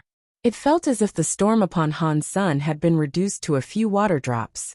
He could no longer stop Han's son, who stood absolutely still. Han Sen's presence had been suppressed, but now it was unleashed in full. It made Evil Eye squirm, and all of his instincts screamed that he was in danger. What is this? Dollar had a breakthrough? I thought you weren't able to level up in the Geno Being Scroll? It can't be a new level. The Geno Being Scroll denies the ability to level up. No, he is definitely leveling up. Is Dollar cheating? How can he level up in the Geno Being Scroll? Damn. Does this guy have the Geno Being Scroll's favor? Has he been given the exclusive permission to level up here? Even if he wins, he'll win as a duke. He won't win the Marquis crown. That's cheating. The whole world was shocked by what they saw. They weren't quite sure what to think about this, as it all looked too fake. He had leveled up inside the Geno Being Scroll. No, he's not a duke. It's a double talent. He has a double talent. And his other talent has become Marquis. Shit. This can't happen. Fuck. Really? Dollar has 2 talents. And he's only been using one to fight Evil Eye all day? Crazy. Crazy. This world is crazy. Fuck. Another monster. And I was just feeling bad for him. The revelation that Dollar had 2 talents swept through the audience like a tidal wave. His other talent was only just leveling up now. Many of the nobles weren't quite sure what to say. Boom. The Dongxian aura suddenly grew small. The world looked weird through Han Sen's eyes. In the next second, he lifted his finger. Evil Eye roared and rushed forward. His purple flame was burning like mad, and he was gathering as much power as he possibly could to go against Han's senator. But as the two closed on each other, Han Sen suddenly disappeared. In that moment when Han's Sun went past Evil Eye, he appeared behind him and without injury. Evil Eye was standing with his back to Han's Sun, and he didn't have enough time to turn. His eyes widened. Catcha! The white and purple armor shattered. In the space of a second, it was all reduced to dust. And as Evil Eye's helmet vanished, the world saw his real face. Chapter 2135 Breaking out of the cocoon to become a butterfly. Lone Bamboo. The Sky Palace leader's face suddenly went ashen. And it wasn't only the Sky Palace leader feeling this way. Everyone watching the fight was in shock.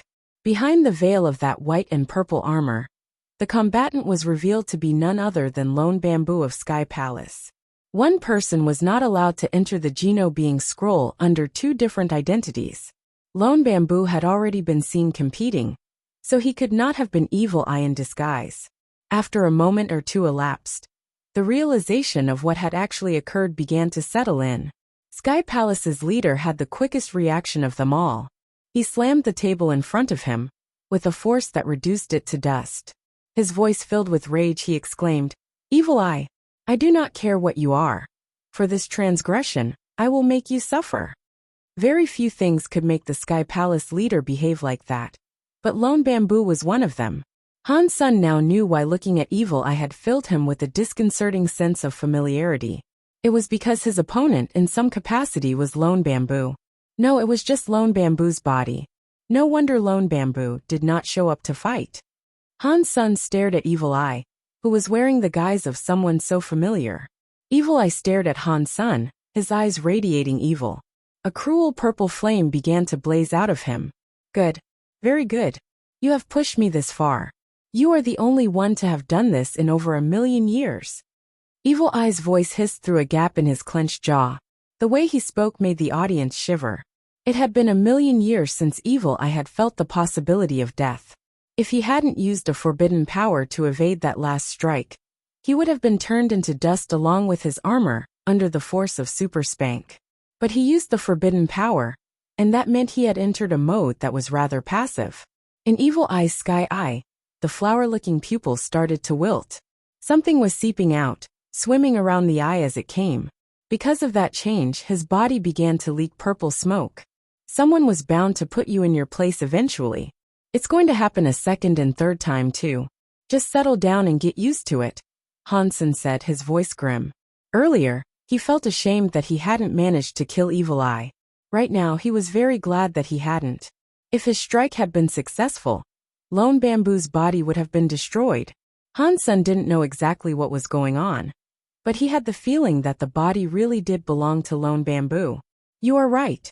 It was bound to happen once, but you and I are different. You won't have a chance at a second or third time, because you can only die once, Evil Eye said. And then, all four of his purple eyes shattered. For powers beamed out of his eyes, which then turned into purple crystals. They were like shiny purple gems. A number of purple markings scrawled their way across Evil Eye's body, and then flames shot out of them. The purple flowers across him also started to become real, turning from bone into real plants. The petals spread across his body, linking together to form a new set of armor. Evil Eye roared to the skies above.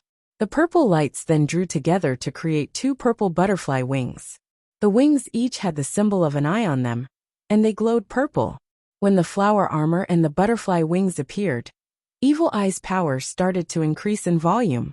It was truly difficult to fathom just how strong he was becoming. Purple Eye Butterfly. Many of the old people that were watching this fight couldn't help but balk at the name. Evil Eye is actually Purple Eye Butterfly? He's that asshole. In the dark land of Sacred, Old Eagle looked at Evil Eye and clenched his jaws. He's not dead. Auntie May frowned profusely. In Sky Palace, the masked woman also found herself screaming. One of the 10 generals of Sacred, Purple Eye Butterfly. He is Evil Eye. Now it finally makes sense that he has been reborn countless times through the ages. The Sky Palace leader was still angry, and he snarled.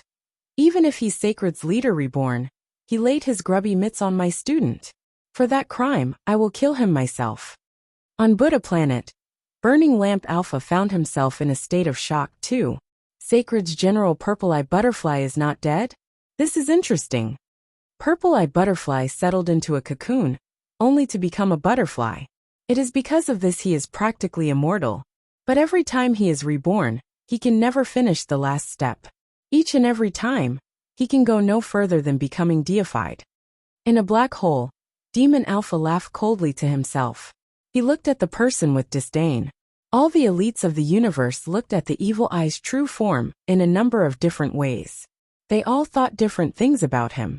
Evil Eye's body kept changing. He looked at his enemy, Han Sun, and said angrily, I wanted to find a stronger body before becoming a butterfly. I wanted it to combine with the host, but because of you, I have to waste my butterfly form on this petty vessel. And what's more, I cannot find myself another host now. That's fine though, I suppose. I guess this body is enough, once I combine and properly assimilate with it. With that combination of power, I should be able to kill you. As Evil Eye was talking, the purple symbols that decorated his butterfly wings became extremely bright. A strange, voluminous swirl started to appear. A light was dousing the entire area in a number of its beams. That light seemed impossible to avoid, but Han Sun gathered up a bunch of power to try to repel its assault anyway. But nothing he did worked, for he felt the light penetrate his body. Han Sun felt as if he had been chained up. He no longer had any control, and he could not even close his eyelids. Han Sun had always been surprised that his body was no weaker than an evil breaker dragon body, but seal powers did not work on him. Despite that, the light that came from those eye patterns were enough to shoot through his defenses and seal him. That light was too strong to appropriately describe. Han Sun wished to use his own power to escape the speed of that light, but doing so was useless. He could not break Evil Eye's eye lights either. Purple Eye Light isn't an ordinary sealing technique. Even if a deified elite was snared by it, nothing they could do would allow them to break free. Dollar is just a marquise, and now he cannot even hope to tear up his own paper to escape. Purple Eye Butterfly can do anything he wishes now. The Sky Palace leader looked grim. He stared at Purple Eye Butterfly, thinking of ways in which he might be able to kill Purple Eye Butterfly for good. Evil Eye coldly looked at Han Sun and flapped his purple wings. He flew over to Han Sun, gritted his teeth and said, I will make you regret ever having come into existence. Evil Eye flew directly before him, and Han Sun still couldn't break out of the force that bound him. He sighed and thought to himself, it looks like my only option is to use Super God Spirit Body to get out of this. But even if I do that, I can't think of a way in which I might save Lone Bamboo. It's not like I can kill him. But right then, Han Sun had no choice. Just as he was about to use his Super God Spirit mode, he suddenly saw Evil Eye stop in front of him. The purple crystal eye on his forehead began to bleed. Chapter 2136. Try failing in desperation, damn it. At a time like this? Evil Eye asked, his face twisting. His body came to a complete stop, and he hovered in the air above Han's Senator. He brought his hand up to touch the third eye. But as hard as he pressed against it, the eye refused to stop bleeding. The red color spread across the eye, fighting the signature purple that tried to maintain control. Pang! Evil Eye fell from the sky. When he hit the ground, his knees thudded hard into the sand. The light that was shooting out of his wings released their grip on Han Sun, freeing him. That's Lone Bamboo. His will hasn't been destroyed by Purple Eye Butterfly. The masked woman hollered. Ha ha ha. Nice. That's my student for you. The Sky Palace leader let out an out-of-character laugh. Lone Bamboo's fierce will is still there? Even an old monster like Purple Eye Butterfly can't suppress his own will to go on? Burning Lamp Alpha looked on, utterly flabbergasted. Oh no! As other people of Sky Palace were beaming with joy, Yun Sushang let out a sudden cry of terror. What's up, sis? Brother Bamboo's will is still present. Isn't that a good thing? Yun Suyi looked at Yun Sushang with a hefty dollop of confusion. Yun Sushang's eyebrows knitted with worry. Yes, it is good that Lone Bamboo's will is still there, but he is in the midst of a fight. And that means he has stopped doing combat with his opponent. And with Dollar now being free, there has been no greater chance for him to kill Evil Eye. But if he destroys Evil Eye, he will be destroying Lone Bamboo in the process. Before she finished speaking, everyone suddenly understood what she was getting at. That turned their excitement into fear. The two opposing forces had been using all the powers they could muster. Dollar had only just been pinned by Evil Eye, and if Lone Bamboo's will had not shown up when it did, Evil Eye would have surely annihilated him. Now that Dollar was free and Evil Eye had lost control, this was his best chance to eliminate Evil Eye, once and for all. Dollar had just narrowly escaped death himself, so why would he hesitate to bring this fight to a decisive end? Everyone in Sky Palace was worried. They were afraid that if Dollar killed Evil Eye, then Lone Bamboo would be lost with him. And the people of Sky Palace weren't the only onlookers feeling this way. The audience understood what was going on, and they acknowledged the stakes. If Dollar struck, the entire event would be brought to an end. Evil Eye had been disturbed by the thrashing of Lone Bamboo's will. He was too distracted to counter Dollar right now, so it was best for Dollar to kill him immediately while he had the chance. Dollar and Evil Eye were mere feet apart, but no one could guess what would happen next. They only knew that Dollar would make the decision, for the ball was well and truly in his court. Dollar did not move though. He just looked at Evil Eye, who was kneeling before him. It didn't look as if he had any intention of attacking. Struggling is useless. Give it up. Evil Eye barked, his sky eye shining with purple light. The next second, however, Evil Eye's sky eye turned red. Then, Lone Bamboo's voice sounded through his mouth. I have waited so long, and you have finally decided to combine fully with my body. There is nowhere to run now, even if you wish to. You think you can fight me? The sky eye turned purple, and when it did, Evil Eye's voice spoke. The sky eye kept flashing between the colors purple and red. Evil Eye and Lone Bamboo's wills kept fighting against each other. It looked like a pretty intense battle, as the controls for their shared vessel kept switching between the pair. The people in Sky Palace were happy that Dollar had not made a move to kill Evil Eye or Lone Bamboo. That Dollar is not a bad man, the Sky Palace leader said. Is Dollar crazy? Why doesn't he move to smite Evil Eye now while he can? Someone frowned. Maybe he is worried that Sky Palace would go after him if he did that. True. There is no need for him to offend Sky Palace for the sake of his reputation.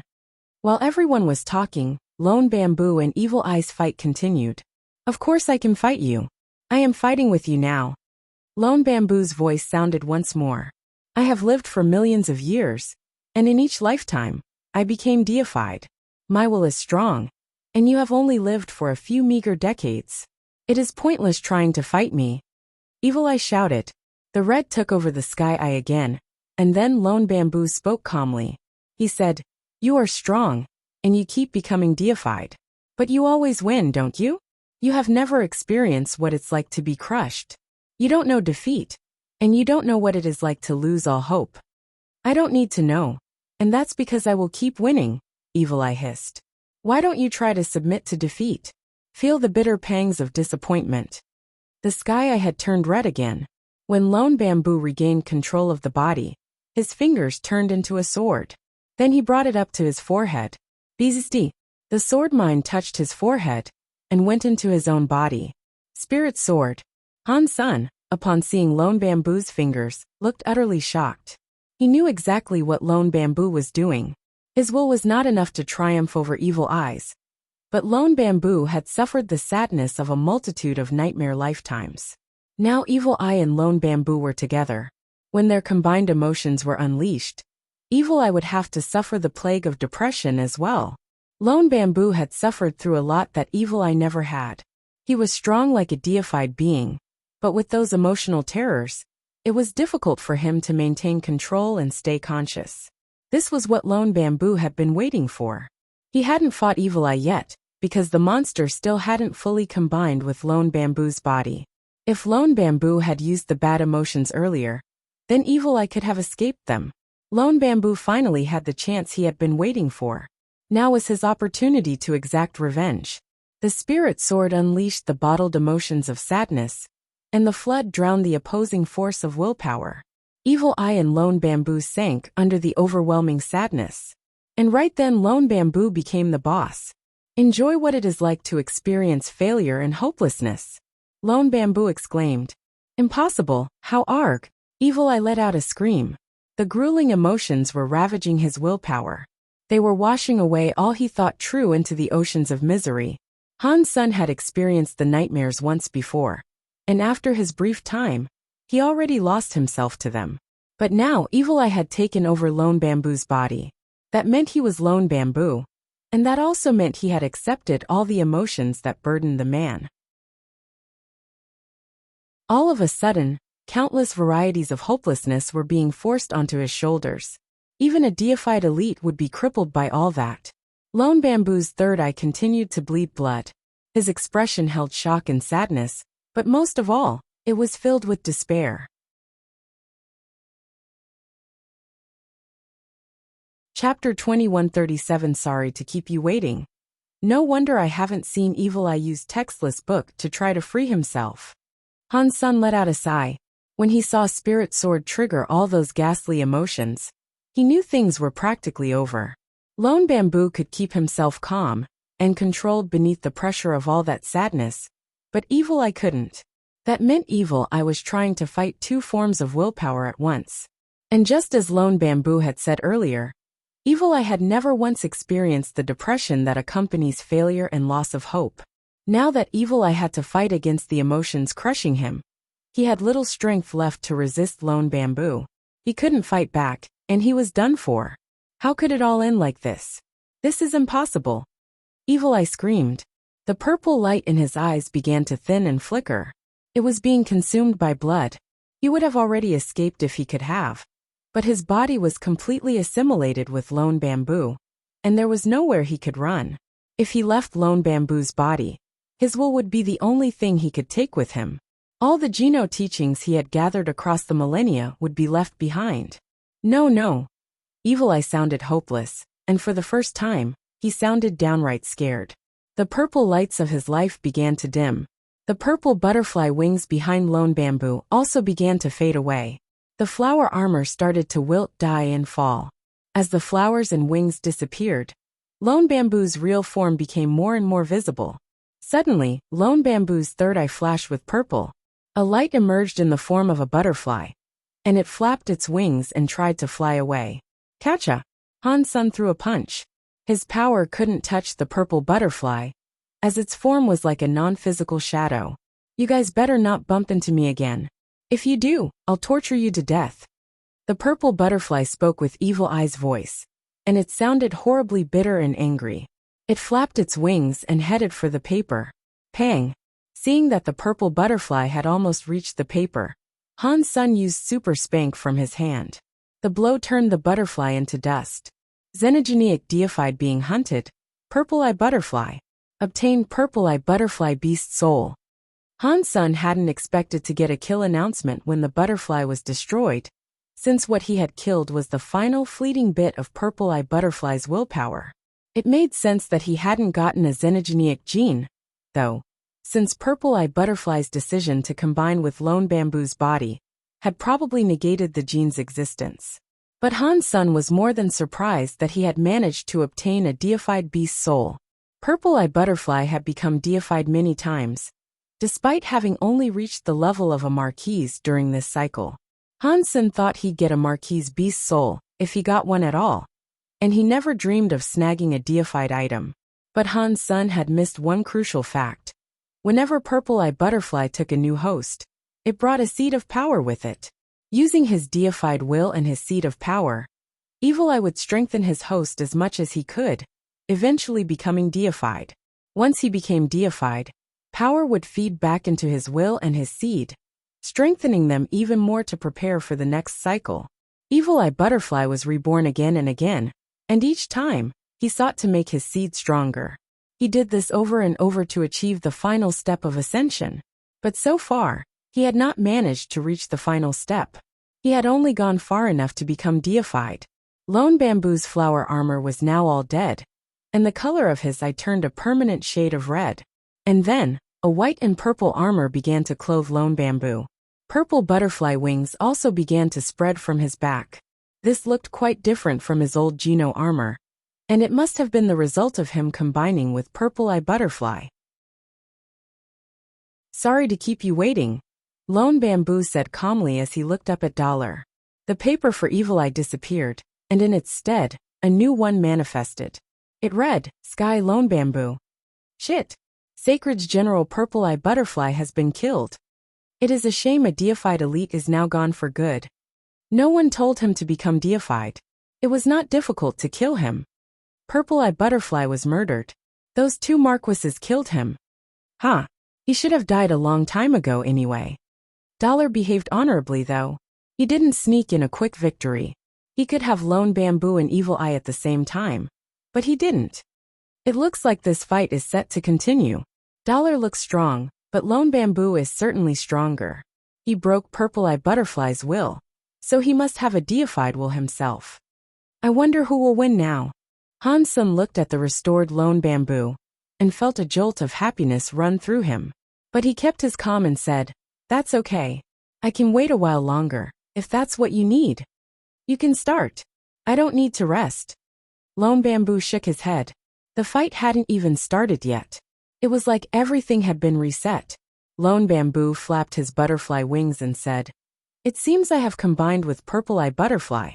And in addition to the wings, I have his purple godlight. That's okay. Feel free to use it, Han Sun said. Okay. Lone Bamboo nodded. Then, the symbols of eyes began to light up across the wings. The light spread until it burst out and flew toward Han Sr. Lone Bamboo is very strong. And now he has Purple Eye Butterfly's godlight. I am afraid Dollar won't stand a chance. He is too arrogant. He deserves what's coming to him. You don't know anything. That was a fine display of chivalry.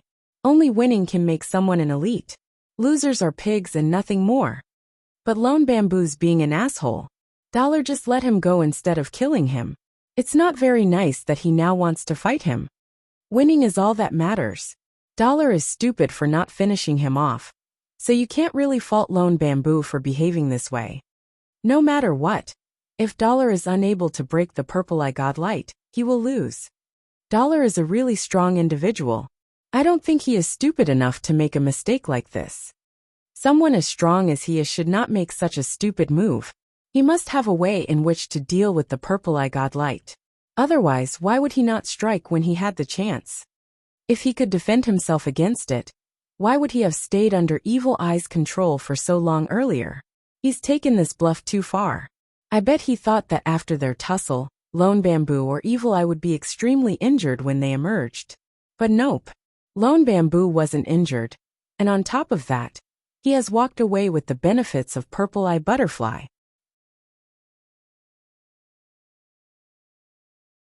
Chapter 2138 Endless Sky Path. Han Sun felt the purple eye light wrap around him. He was restricted, and just like before, he was unable to move a muscle. Since Lone Bamboo was using the godlight as a marquise, Han Sun doubted that he would be able to last very long. But if Lone Bamboo could keep it up for even just a second, that would be enough time for him to defeat Han Sun with a single attack. Han Sun tried to struggle out of the light's grasp or break it, but all his attempts failed. I need to research the Purple Eye Butterfly sealing light. I can't depend on Super God Body to bail me out all the time. Han Sun thought about Purple Eye Butterfly, and then his mind raced back to the beast soul he had received. He decided to give it a look. Deified beast soul. Purple Eye Butterfly spectacles type. Spectacles? Is this some kind of lenses?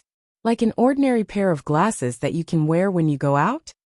Han Sun thought, as he prepared to summon the beast soul. It was the only deified beast soul that he had. If he used it as Dollar, and other people saw it, he'd be unable to use it as his real self. Han Senator if he didn't absolutely have to use it. Han Sun did not want to expose it to the public now and risk identifying himself. Purple Eye Butterfly's godlight is rather strong. I can't maintain it very long as a marquise. Lone Bamboo looked at Han Sun, but he did not make a move. Then don't waste time, Han Sun responded suddenly. A gold light enveloped Han Sun and turned his gold armor translucent, and he stepped through the purple godlight like it wasn't even there. The Purple Eye godlight didn't work? The audience gaped. Purple Eye Butterfly was one of Sacred's 10 generals. His power placed him among the greatest elites, and that was especially true of his Purple Eye godlight. It might have been the best sealing power in the entire universe. If the deified elites did not have a way of blocking or avoiding that light, they'd be restricted from making a single move. Carrot rendered helpless. Lone Bamboo was only Marquise though, so the purple eye god light wasn't very strong. But against someone of the same level, there shouldn't have been a problem at all. But Han Sun had easily broken the purple eye god light. Witnessing something like that was incredibly scary. That is the power. That is dollar. Isha, seeing Han Sun make use of Super God Spirit, became infuriated. When Han Sun entered Super God Spirit mode, his body exuded a most terrifying presence. Beneath the purple eye god light, Han Sun pointed at Lone Bamboo with his finger. A power gathered upon his fingertip. It looked as if they were both partners in a dance, as Lone Bamboo opened his sky eye at the same moment. Then, blood washed over his body like an ocean wave. It painted his entire form, drenching him. It also combined with his purple armor and wings. His entire body was purple and red now, as if he was standing in a bloodlight. Lone Bamboo lifted his finger as well, pointing it at Han Sun like a sword. His body was red and purple, but the sword air was devoid of color. It was invisible. If his sword air hadn't been under the red and purple light, the crystal-looking sword would have been completely invisible to people as well. Endless Sky Path from Textless Book. The Sky Palace leader noticed the sword air amassing on Lone Bamboo's finger and gasped. With eyes wide open, he stared at his fingers. No way. How long has he been practicing? He has learned Endless Sky Path. Are you sure? The woman with a black mask looked at the leader with an expression of utter disbelief. The Sky Palace leader laughed. It sounded like nonsense, but he said, "Haha. Of course I'm sure. He is my student. He's been studying the core of Endless Sky Path from the Textless Book ever since becoming a Marquise. He is a good student, and I'm telling you, there is no one stronger than him in this universe. He learned Endless Sky Path at this age. Sky Palace is that fortunate," mumbled Burning Lamp Alpha. He was not looking good at all. Sky Palace has a bullshit amount of luck. Many of the older people that watched, when seeing this, became seething mad with jealousy. Textless Book was difficult to learn. By only learning 20% of its contents, a student could rule the world. But learning the core of Endless Sky Path was even more difficult. Not many of the Sky had learned the Textless Book, and even fewer knew much about Endless Sky Path. The handful of people who had learned it were king class. The Sky Palace leader learned Endless Sky Path when he was a duke, and people believed he was the most impressive genius in existence for having done so. But now that Lone Bamboo had Endless Sky Path as a Marquise, it was a bit of an understatement to say that people were shocked. Han Sun and Lone Bamboo were both building power. The red and white powers were like two gods, burning with rage for one another. Even looking at them was terrifying. Both of their powers peaked, and then they moved. Han Sun looked like a god with his finger raised. It wasn't a beautiful technique to witness being performed, but it was incredibly fast. It was as simple as it was violent. Lone Bamboo thrust his finger forward too. The sword air headed towards Han Sun with all the power of a runaway locomotive. Catcha! The powers both went right by each other. And when they did, the audience heard a sound like an egg cracking. Lone Bamboo's armor of red light shattered into dust, but Dollar was totally fine. "I lost. Thanks." Lone Bamboo nodded to Han Sun seriously, then tore up his paper. He vanished from the stage of the Geno being scroll. Impossible. How could Endless Sky Path lose? That was the essence of Sky Path. You can time travel with it. How could anyone lose with it? The Sky Path leader stared at the Geno being scroll, at a complete loss. He could not believe what he had just witnessed. He knew precisely how powerful Endless Sky Path was, and that was why he was so shocked. Endless Sky Path lost. Many of the old elites were shocked by this too. They looked upon the gold body inside the Geno being scroll with trepidation. Human. Dollar. Countless eyes stared at those two words transfixed. The audience was a huge wash of emotion, including everything from jealousy to admiration to fear. Boom. The Geno being scroll's river broke. And then Dollar disappeared from sight. After that, a video played across the bronze scroll. The video replayed Dollar's fights. Every elite stared at Dollar's Geno being fights intently, as each one was being replayed consecutively. until the final one where he reached first place. No one had thought the final victor of the Marquis tier would be a human named Dollar. Every noble looked at the final result, unsure how they should respond. Chapter 2139 First place Marquis Dollar's fights were in full display across the breadth of the bronze scroll, and the sight of his gold body now elicited a very different reaction than it had before. He had reached the first place of the Marquis tier, proving himself to be the strongest in existence. The video stopped at the precise moment Dollar and Lone Bamboo moved to engage each other with their fingers. And then, before the eyes of all, the video shattered. The view zoomed closer on the gold body, until his image was the only thing seen across the entire bronze scroll. It shone so brightly, anyone from any corner of the universe could see it clearly. 10 minutes later, the gold body was removed from sight, and Dollar's name appeared atop the Geno Being Scroll's scoreboard. First place Marquis, human Dollar. Out of all the tiers, that had been the longest fight. Other tiers had already crowned their first places. The being to claim first place in the Viscount tier was Han Littleflower. This was the first time that Han Sun had gotten to lay eye carrot on Han Littleflower. Lone Bamboo sat beside a rolling stream.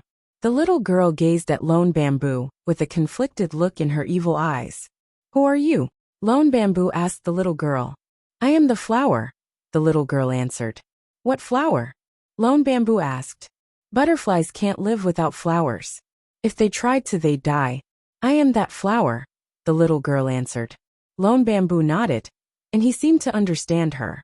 He looked at the little girl briefly, before rising to take his leave. "Why don't you just kill me? Shouldn't you hate me?" the little girl asked Lone Bamboo's shrinking shadow.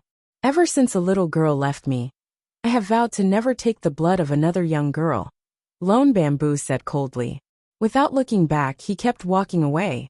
"If you do not kill me, then I will surely be the one to kill you." The little girl's body flashed. Her hands turned red, and she came soaring over to Lone Bamboo's back. Pang! When her hands came into contact with Lone Bamboo's back, her fists left behind 2 red marks. But even so, Lone Bamboo seemed as if he had barely noticed her. The little girl's shock gave way to rage, and she screamed at Lone Bamboo's back. "You are stupid not to kill me, you know that? I will avenge Evil Eye's death one of these days. You will come to regret this." "The only regrets I have are the times when I was stupidly not myself." Lone Bamboo waved his hand at her, as if he was saying goodbye. "If killing me in revenge is what you seek, then I earnestly advise you to get stronger. For as long as I live, the opportunity for you to claim the vengeance you desire will be available to you." The little girl stared at Lone Bamboo's back until he faded from view completely. The Geno Being Scroll fights came to an end, at long last. Han Sun took a detour and arrived at Sky Palace. The Sky Palace leader was happy to have Han Sun return in good health, and during their meeting, Han Sun took the opportunity to ask about Sacred. "Leader, I have heard that the purple-eyed butterfly hails from Sacred. Can you tell me a little about what Sacred is like?" Han Sun did his best to make it sound like he asked the question out of simple curiosity. He didn't want to risk the leader looking into his mind and reading his true thoughts. The Sky Palace leader retreated into thought for a moment, and then went on to say, "Sacred was once a grand, powerful faction. They held the very top spot in the Geno Hall. But they fell into disarray and collapse a long time ago. Many races don't know a thing about the ancient Sacred, and I must confess that not even I suspected one of their generals was still alive." Were the 10 generals of Sacred deified? Han Sun pretended as if this surprised him. They were indeed, and there were more than merely 10 of them. The 10 generals were simply the strongest of their ranks, the Sky Palace leader said. Han Sun was quite surprised by this, and so he said, "To have such power, and yet they still fell. Who could have done that to them?" Nobody knows. The answer to that question is something many of the elders have sought to learn, and scour the universe as they might. Nothing has been explained. If they had learned the truth, perhaps there wouldn't be such a barren system. The Sky Palace leader let out a long sigh. "Sacred is in the barrens?" Han Sun was shocked. He forced himself to stop thinking. "All of the barrens is territory that once belonged to Sacred," the Sky Palace leader said with a nod. That Viscount in first place could be a genuine heir of Sacred. If you ever encounter him, be careful. He may not yet be a Marquise, but we do not know if they have any more such people in the ranks of Sacred. We are all going to have to be careful. Han Sen took his leave and started mulling things over. The barons used to belong to Sacred? That means Little Flower must be there. The entrance to the sanctuaries is there as well. Nine Life Cat is associated with Sacred, and on top of that, he can enter the sanctuaries. Does Sacred have something to do with the existence of the sanctuaries? Han Sen spent a lot of time thinking those questions over, but he couldn't discern much. He couldn't confirm any of the guesses he managed to come up with. The only lead he had at the moment was the location. But getting through the barons might very well be impossible if you weren't deified. The entrance to the sanctuaries was in the barons someplace, and so Han Sen collected as much information about the region as he could. All the races said the same thing though.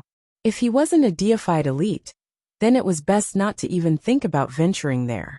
Even king-class elites might meet a swift death by traversing such a place. If the place hadn't been so terrifying, then the crystallizers would have made it back into the Gene universe ago. They wouldn't have died as soon as they made the journey.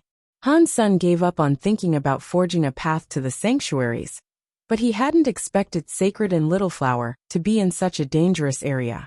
Fuck. So what if it's in the Baron systems? No one should be able to stop me from searching for my own son. Han Sen growled angrily as he went to the White Jade Jing. He needed to be king class before he could even think about going to the barons. If he didn't at least reach that height, death would surely find him there. So his priority for the time being was to get better. Coming into the White Jade Jing, he entered the second White Jade building. When he reached the 7th floor, he saw Lone Bamboo. He smiled and said, "It's a shame that you fell short of first place." Lone Bamboo responded resolutely, "It is. But what happened is simply driving me to become even stronger for the next time." "You are boring. Can you not make a more exciting promise, like saying you'll beat Dollar?" Han Sen smiled. "I think beating you first might be useful. After the White Jade Jing shuts down, how about you and I go spar?" Lone Bamboo looked at Han Sr. I have important things to do. Perhaps next time?" Han Sen was not interested in fighting Lone Bamboo. This was especially true, since the man now possessed the Purple Eye God lights. Without making use of Super God Spirit, it was unlikely Han Sen would actually be able to defeat Lone Bamboo. Published at 6th of April, 2020, 9:25 and 11 seconds AM. Chapter 2140. 2140 Chapter 2140 Training Ground Sponsored Content. Han Sen finished absorbing the Jade Spirits, and the White Jade Jing closed. So, Han Sen quickly abandoned the White Jade building and went to Dream Island to pick up Bauer. Before Han Sen went to Holy Heaven, he sent Bauer to Dream Island. Under the ardent protection of the Dream Beast, no one would even think about bothering her. "Dad." Upon seeing Han Sen, Bauer leaped into his arms. After thanking Dream Beast for keeping her safe, Han Sen took Bauer to Jade Island. "Isha used to say Sky Palace would help me reach Marquise. But it is so difficult to get the story of genes to Marquise tier. After I do become Marquise, how am I supposed to find the necessary resources to reach Duke, and then King?" The story of genes was really starting to give Han Sen a headache these days. It took far too much work and resources to keep upgrading the story of genes. And on top of that, he had yet to see what power it actually provided.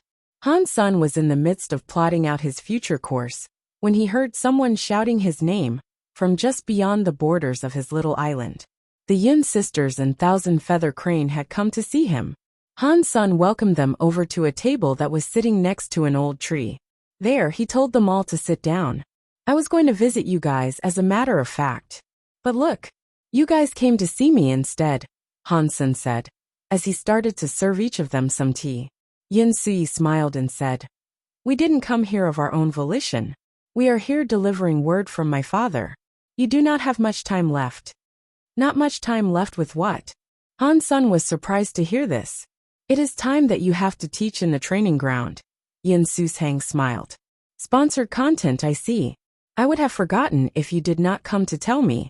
I will go first thing in the morning. Han's son now remembered that he had intended to teach a while ago, but events beyond his control had taken him away from Sky Palace. He had put this off for an entire year, and he still owed the 10 days of teaching. Brother Han, what are you going to teach? Thousand Feather Crane asked. I was thinking about suppress evil, Han's son said. If he was able to teach suppress evil, that would probably be the best option. You are going to talk about suppress evil? Thousand Feather Crane and the others were shocked to hear this. Is that a bad idea? Am I not allowed to talk about it or something? Han's son asked, with a visible look of confusion. Of course you are allowed to talk about it, but Thousand Feather Crane did not continue. It seemed as if he wanted to avoid saying something hurtful. Instead, Yun Sui continued on his behalf, saying, but suppress evil is very difficult to teach. And there is already a teacher that speaks about suppress evil. On top of that, he is very good with it as well. Is he a king class elite? Hansen asked. No. He is a duke from Rue Beast. His talent lies in suppress evil powers. So his suppress evil is, quite naturally, greater than that of others. There aren't many people that are as good as him when it comes to that skill. As a result, the elders generally allow him to lead discussions on suppress evil, Thousand Feather Crane said. In that case, I will talk about something else. Han's son was troubled now. He did not have an alternative he could think of teaching. Sponsored content. Han's son had many Geno arts, but they were all secret. He shouldn't really be teaching those to others, and without them, he hadn't a clue of what he should lecture on. Brother Han, we will attend your lessons tomorrow. Before Thousand Feather Crane and the others left, they made plans to meet up with Han's son at the training grounds the next day. Han's son still didn't know what he should teach though. He was planning to ask the Sky Palace people what they wished to hear about. When the students of Sky Palace heard that Han's son was finally going to fulfill his teaching requirement, many people who weren't planning on going changed their minds. Even the feathers such as Angia came to listen. They wanted to see what Han's son could teach them. Han's son brought Bauer onto the stage alongside him. He saw many students down in front. There was quite the audience, and there weren't enough seats to house them all. Many people were relegated to standing. Han's son and Lone Bamboo were referred to as the knife and sword masters, and the residents of Sky Palace were very interested in Han Sen's Geno arts. It wasn't just the lower-level sorts that had come to listen to Han's son that day either, as many marquises attended as well. Thousand Feather Crane and the Yun sisters had managed to claim some front-row seats for themselves. Han's son nodded at them, as if he was saying hello, since he was a teacher on stage, and it was a little inappropriate for him to greet others in such a fashion. Brother Han, what are you teaching? Yu Jing shouted boisterously from the front row. What would you like to hear about? If there is anything in particular, I will consider your requests, Han's son asked. He hoped someone in the audience would have a good idea. Sword skills. We want to hear about sword skills. Sponsored content. Why sword skills? Knife skills for sure. Brother Han has been taught by 2 legends. Why don't you teach us both, since you are called the knife and sword master? Many of the students started to fight amongst themselves. There were too many differing opinions, which wasn't helping Han's son make a decision at all. I have a suggestion. If it is possible, do you think you could teach us suppress evil? Yu Jing's voice was so loud. His call managed to drown out all the others. What is the point of listening to that? We have heard about it too many times, and it is simply way too hard to practice. Many more students fought to have their say once again. Many students wished to practice suppress evil, but the technique really was notoriously difficult to become proficient with. It was a Geno art that took a very long time to learn. Studying it was almost too difficult. Suppress evil is a nice suggestion. As everyone was in the middle of arguing with each other, a cold voice resonated through the air. It wasn't loud, but everyone heard it. And to top it off, it was familiar. Everyone looked toward the voice, and the speaker was revealed to be none other than Lone Bamboo. He was standing at the edge of the hall.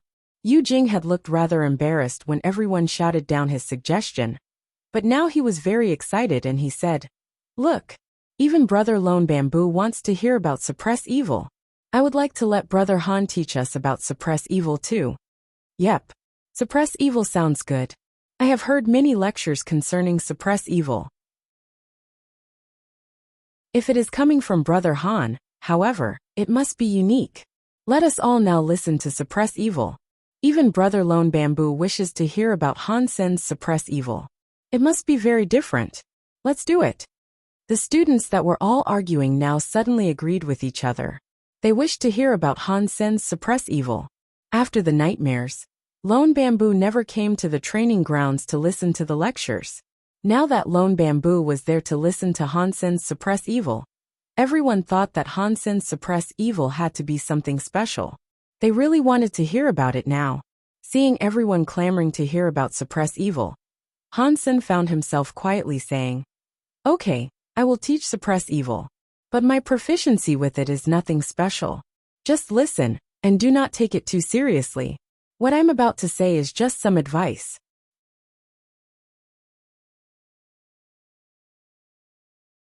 Published at 6th of April, 2020, 9:25 and 11 seconds AM. Chapter 2141. 2141 Chapter 2141 Suppress Evil Punch. Sponsored content. Suppress evil? This is both the best and worst Geno art to consider teaching. Skypath Garden's leader squinted his eyes and looked over the training ground. "Leader, why do you say that?" White Reel asked. The leader smiled and said, "Suppress evil is difficult. There are many meanings to glean from the 30 million words contained in its text. It could easily take an entire year to explain a single paragraph. Many people that have practiced it can teach it, but it's hard because of the sheer breadth of the technique. Talking about one paragraph hardly helps anyone, so the students aren't likely to learn much." After pausing, he went on to say, "The same is true with Four-Seasoned Duke from Rue Beast. He teaches suppress evil, and he has been learning it for centuries. And even with all that talent, he has only managed to reach its 8th tier. The Sky Palace leader has managed to fulfill all 11 tiers, but he is the only one that has. Only he has been able to do that. There has never been another?" White Reel asked. "Others have done it, but they are few. Aside from the leader, there is one other who occupied the first elder seat. He has been gone for a long time though. No one knows whether or not he still lives," the leader said. Thousand Feather Crane and the Yun sisters, upon hearing that Han Sen had been forced to teach suppress evil, looked worried. They had just reminded Han Sen not to do this, since Four-Seasoned Duke usually taught it. He lectured on suppress evil every month, and according to his timetable, he would be there teaching again the next day. Sponsored content. If Han Sen's speech on suppress evil was terrible, then the next day, when Four-Seasoned Duke taught it, people were going to openly proclaim the Duke to be superior. It wouldn't do much damage to Han Sen's reputation in the long run, but it'd still look bad. But if Han Sen did well enough to embarrass Four-Seasoned Duke, that wouldn't be great either. It was bad to offend a Duke. So it did not matter if he taught suppress evil with a high proficiency or a low proficiency. He was doomed either way. That was why they had explicitly told Han Sen to avoid teaching suppress evil. Now that Yu Jing and Lone Bamboo had come forward to request it in particular, Han Sen had no choice but to comply though. Han Sen didn't bother worrying about it. He didn't know what else he could teach, and he had at least prepared a little with suppress evil. So lackadaisically, he was just going to go forward with that. The suppress evil Han Sen had learned was different from the teachings the average student received with it. However, ordinary students were required to reach King class before being given access to Hidden Path Cave and observing the 72 gene kill spells. Before that, their teachings were relegated to the pages of books. But Han Sen had already observed the 72 gene skill spells, and by following those, he learned it with a great deal of proficiency. So Han Sen had already established the basics and continued on. Because his audience had studied the skill in such a radically different way, their opinions on the teachings could be wildly different. Han Sen wasn't planning on teaching in a conventional method, however. He had another way to go about this. Sponsored content. If everyone wishes to hear about suppress evil, I will discuss it and recount my own experiences. Today, I will talk to you all about the Gold Star Punch, one of the 72 suppress evil punches, Han Sen said. Brother Han, what is a suppress evil punch? We haven't encountered anything like that in our learnings of suppress evil, Yu Jing asked. Han Sen's first sentence made many people very curious. Suppress evil was a very complex geno-art, and its power was very unique. The power that fueled it came from within, but it did not correlate with the physical capabilities of your actual body. Basically, suppress evil was similar in some ways to the purple eye godlights. It was a special power that was used independently, rather than being combined with some sort of physical strike. But because Han Sen had studied the original gene kill spells, he knew a lot about how the skill could actually be used. Rather than spending forever talking about the individual elements of the skill, Han Sen was going to start with the finished product. In this case, a punch. Then, the students could reverse engineer their understanding of the skill from the feelings that the finished product gave them. Other teachers could take the time to teach about the nitty-gritty details, Han Sen figured. He wasn't going to do that. He was going to talk about a basic punch that stemmed from the original gene kill spells. And through that punch, the students would learn about the technique at large. Normal people wouldn't understand this, but if they practiced the skill and could get to grips with the sensation of the punch, they would understand the meaning of the original gene kill spells. Practice makes perfect.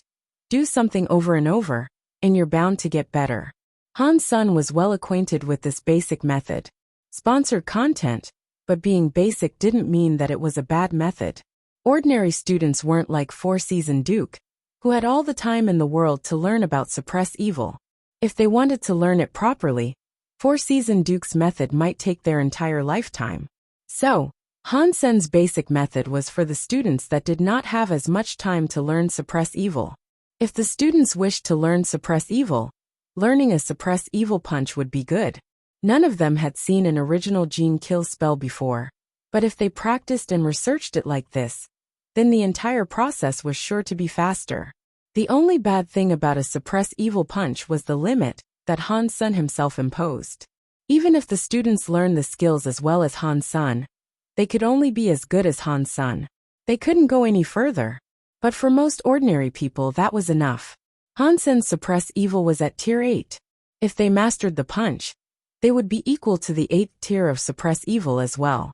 Four-Seasoned Duke had practiced suppress evil for centuries, and he hadn't gone any farther than 8 tiers either. A suppress evil punch is a fist technique that I learned from suppress evil. Suppress evil is too big to teach in its entirety, so I will teach you all about a specific technique. I hope this can help everyone further their practices with suppress evil, Han Sen said as an introduction. Everyone was interested. They had never heard suppress evil being spoken of in such a way. It was like they were having a chemistry lesson, and the topic of the day was punches. The two things didn't really make much sense when combined. There didn't seem to be a relation between the two, but it still sparked much curiosity. If there are no questions, I will teach you all the first technique. It is named Gold Star Punch, and it stems from the 72 suppress evil punches. Han Sen taught them his fist skill.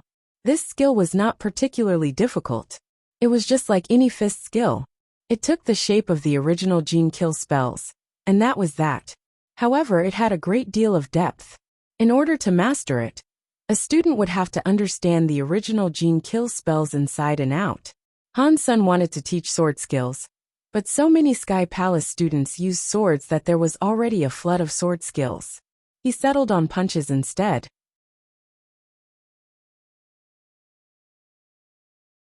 Chapter 2142 Four-Seasoned Duke Four-Seasoned Duke went to the training ground as he usually did. And there he prepared to start teaching suppress evil. But after waiting a while to begin, he noticed there were only a few people in attendance. This made him frown. Although the training ground wasn't usually packed, the seats in his lectures were usually around 90% filled. After all, quite a few students had learned suppress evil in Sky Palace. And when they had trouble improving their proficiency with it, many would come to hear what Four-Seasoned Duke had to say. This was the first time the place had ever been so empty. Juan, why have only a few of you come? Where is Chu Hao? Four-Seasoned Duke asked, as he looked over the handful of students. Luan and Chu Hao focused on suppress evil more than any others. They always appeared in the lessons given by Four-Season Duke. They're attending another teacher's lesson. Luan spoke with nervousness and guilty reluctance. Please visit on our list novel. Come, I see. And which teacher are they studying under? Four-Season Duke focused on suppress evil. He didn't care about anything else, so he didn't pay much attention to the other instructors. They have gone to listen to Han-sun, Luan answered. Han-sun? What does he teach? Four-Season Duke asked with much curiosity. Even he had heard Han-sun's name before. He teaches. Luan was struggling to spit out the words. What's wrong with your mouth? Why do you keep stumbling? What does he teach? Four-Season Duke frowned. He is teaching suppress evil, Luan finally stated. Suppress evil? Four-Season Duke's frown was a deep one. But after a moment, his expression relaxed again. Han-sun hadn't been in Sky Palace for very long. Even if he had started learning suppress evil the day he arrived, there was no way he could have achieved much with it. If the students were listening to Han-sun, Four-Season Duke concluded that it was just because of Han-sun's celebrity status. He was the freshest kid on the block. After the students heard a lecture or two from Han-sun, they would quickly recognize which of the two teachers were better at suppress evil, and they'd be eager to return. All right, let's start. Today, we are going to talk about the theory of suppress evil. Four-Season Duke started his lesson. Four-Season Duke thought that, after a couple of days, that freshness would wear off and his old students would start flocking back to him. But a few more days after that, the students hadn't come back. Even more had chosen to abandon him, as a matter of fact. Aside from a few students that he had personally trained, all the others were gone. Now Four-Season Duke started to feel upset. There were only a few students in front of the stage now, and so he couldn't help but frown and say, I am not teaching today. Let's go listen to Han-sun and see what is attracting everyone to his lectures. Four-Season Duke left the stage and headed toward Han-sun's lecture. Luan and the others followed. Not long after, Four-Season Duke arrived at Han-sun's training ground. When he walked inside, Four-Season Duke turned to ask Luan, Luan, is he really talking about suppress evil? It was not surprising that Four-Season Duke had to ask this. In the training grounds, everyone had their sleeves rolled up. They appeared to be practicing punches. To Four-Season Duke, it looked like Han-sun was teaching a simple punching skill. He found it hard to believe what was being taught was actually suppress evil. He is teaching suppress evil. Han-sun said that this is a suppress evil punch.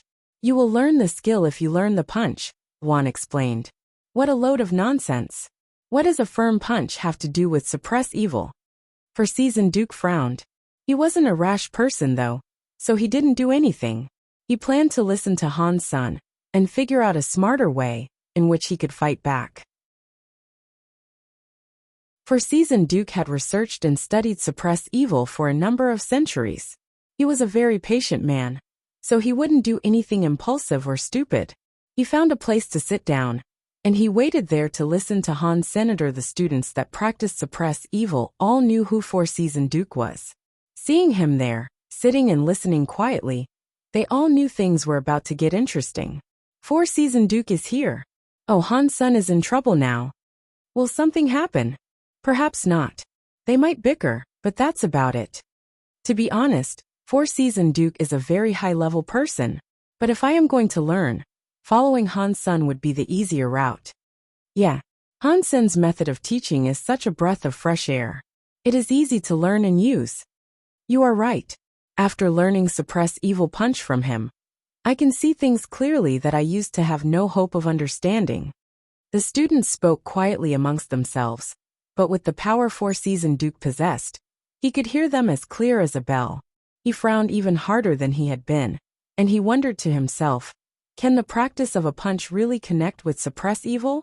A few minutes later, Han-sun arrived and started his lesson. Han-sun was not aware that Four-Season Duke was there.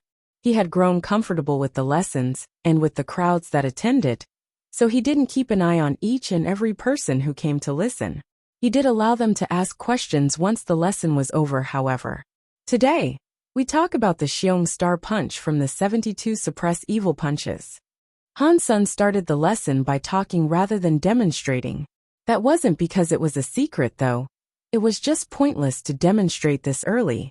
The students had to work out the execution for themselves. Han Sun would show them only if they ran into trouble. That was how it worked. Showing people a fist skill, when they had never learned it before, was pointless. It would be like they were watching a show. For season Duke wanted to argue with Han Sun as soon as he began lecturing. But after the Duke listened for a while, his jaw went slack. Han Sun's fist skill was simple, but it had the meaning of suppress evil within it. It all sounded as if it made perfect sense. For season Duke was not reckless. Before he figured out anything more, he decided to just listen. Over the next few days, season Duke attended each of Han Sen's lessons. When the lecture ended, season Duke left without saying anything. That was, until the last day of Han Sen's lessons. All Han Sun did was walk on stage, and before he could do anything, season Duke stood up. All the students were surprised, knowing something was finally about to go down.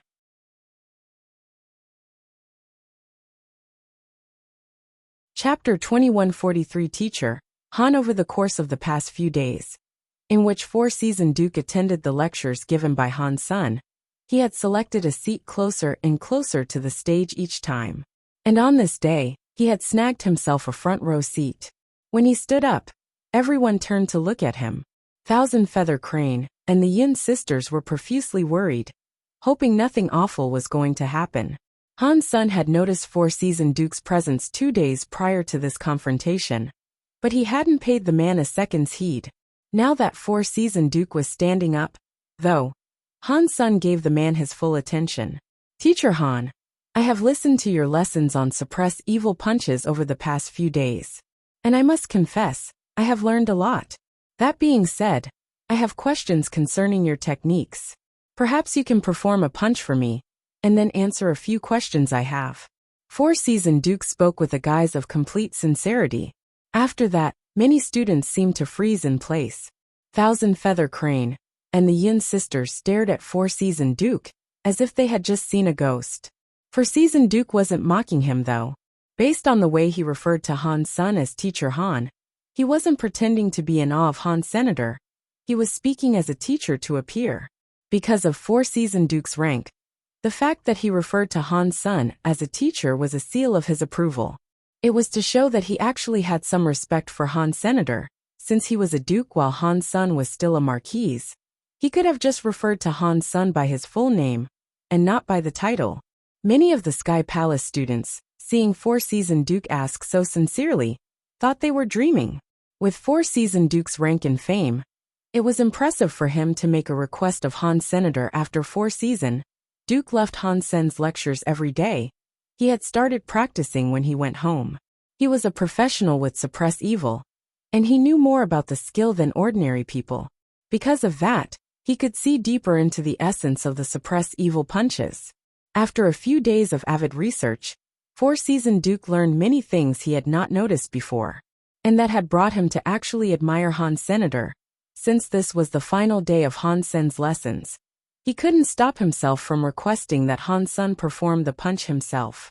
He wanted to know the feelings that could be elicited from Han Sen's performance of a suppress evil punch. People couldn't blame him for wanting to know this, of course. He was a duke. He could not go to the Hidden Path cave himself to look at the 72 original gene kill spells. If he was able to understand the feelings of the kill spells from a suppress evil punch, it'd be great for his own practice and further advancement. Ah, you are too polite. If you are interested in my lame talents, then I will perform them for you. If I can improve, please advise me on what I could do to better myself. Han Sun had planned to show off the punch on the last day, anyway. This way, he could do season Duke a favor as well. Season Duke was happy to hear this, and so he said, "No, I only want to learn from you. I have no ulterior motive." Han Sun said no more. He simply nodded. He went on stage and said, "In 10 days, I have taught 6 punches. Today I will demonstrate them for you. Please observe. Perhaps they can be of assistance to you." After that, Han Sun began casting Ghost Star Punch. Then, he performed the skills one after another. Han Sun had learned 72 suppress evil punches, following the 72 original gene kill spells. Every punch carried the meaning of a kill spell. As Han's son performed the six that he had promised, it felt as if the kill spell had come alive. The kill air gave people a frightful chill. That feeling disturbed their minds even. Whenever Han's son launched a punch, he was like a beast breaking a river. One skill had one meaning. Han's son showed 6 punching skills to them. It was like 6 scary beasts trying to suppress the earth itself. In people's eyes, Han's son was no longer a human. He was 6 wild beasts. The Sky Palace students were jittery with excitement by the time he finished. Four-seasoned Duke looked as if he was drunk, for when Han's son finished his performance, the Duke was totally frozen in place. It was like he had been drowned in the feelings of the fist techniques. So that was Teacher Han's 6 fist technique. That must have saved me 60 years of practice. I am lucky. Four-seasoned Duke bowed before Han Sr. Four-seasoned Duke, you are too kind. Han's son bowed back. After that, the Suppress Evil Punch became famous across all of Sky Palace. It was taken to the Sky Path Garden, and it was modified. It swiftly became one of the must-have skills of Sky Palace. Han Sen's reputation was glowing even brighter than before. And because he had created the Suppress Evil Punch, he was handsomely rewarded. After that, Four-seasoned Duke regularly visited Jade Island to practice Suppress Evil alongside Han. Senator Han's son taught him the 72 Suppress Evil punches. And Han's son was able to learn much about Suppress Evil from Four-seasoned Duke as well. Han Sen's Suppress Evil punch was a very efficient method. It allowed students to learn Suppress Evil fast. But if someone wanted to master the skill, they would need the experience someone like Four-seasoned Duke had. Han's son learned a great deal from Four-seasoned Duke, and he grew to really admire the man. This was a teacher that did true research the hard way. He was genuinely worthy of all that respect. Four-seasoned Duke admired Han Sen's Suppress Evil punch too. Whenever he taught Suppress Evil, he began using Suppress Evil punches to allow his students to understand things easier. Does Han Sen ever do things that are boring or mundane? He is a wonder with everything he does. When the Sky Palace leader said this, he smiled. Only kings can go into Hidden Path Cave. When visiting the 72 original gene kill spells, they can become half-deified. No one is interested in it after this. And if they fail, they cannot perform the 72 punching skills as well as Han's son either. Only Han's son can do what he does. He made Suppress Evil easier to learn though. The students don't need to spend as much time studying it. While it may be considered as corner-cutting, it's undeniably a good method. The black-masked woman went on to say, and I heard that when Lone Bamboo saw Han Sen's Suppress Evil punch, he requested his own visit to Hidden Path Cave? That is surprising. Sky Palace leader nodded, and he said, Lone Bamboo has been there for half a month. He won't be back for another year, I suspect. But there is trouble on Metal World. The masked woman had a wry smile. If we knew that we were on the cusp of discovering Metal World, we wouldn't have allowed Lone Bamboo to enter just yet. Now that he is focusing on the cave, it is not suitable to disrupt him and send him to Metal World. I can't think of a marquise aside from Lone Bamboo that can do this task for us, Sky Palace leader said.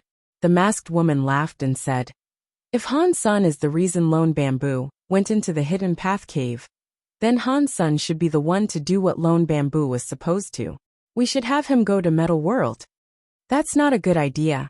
He isn't a marquise yet, the Sky Palace leader said with a shake of his head. And yet he even killed Dragon 9? You can use him as a marquise. And he needs the resources. This is a perfectly viable opportunity. The masked woman laughed again.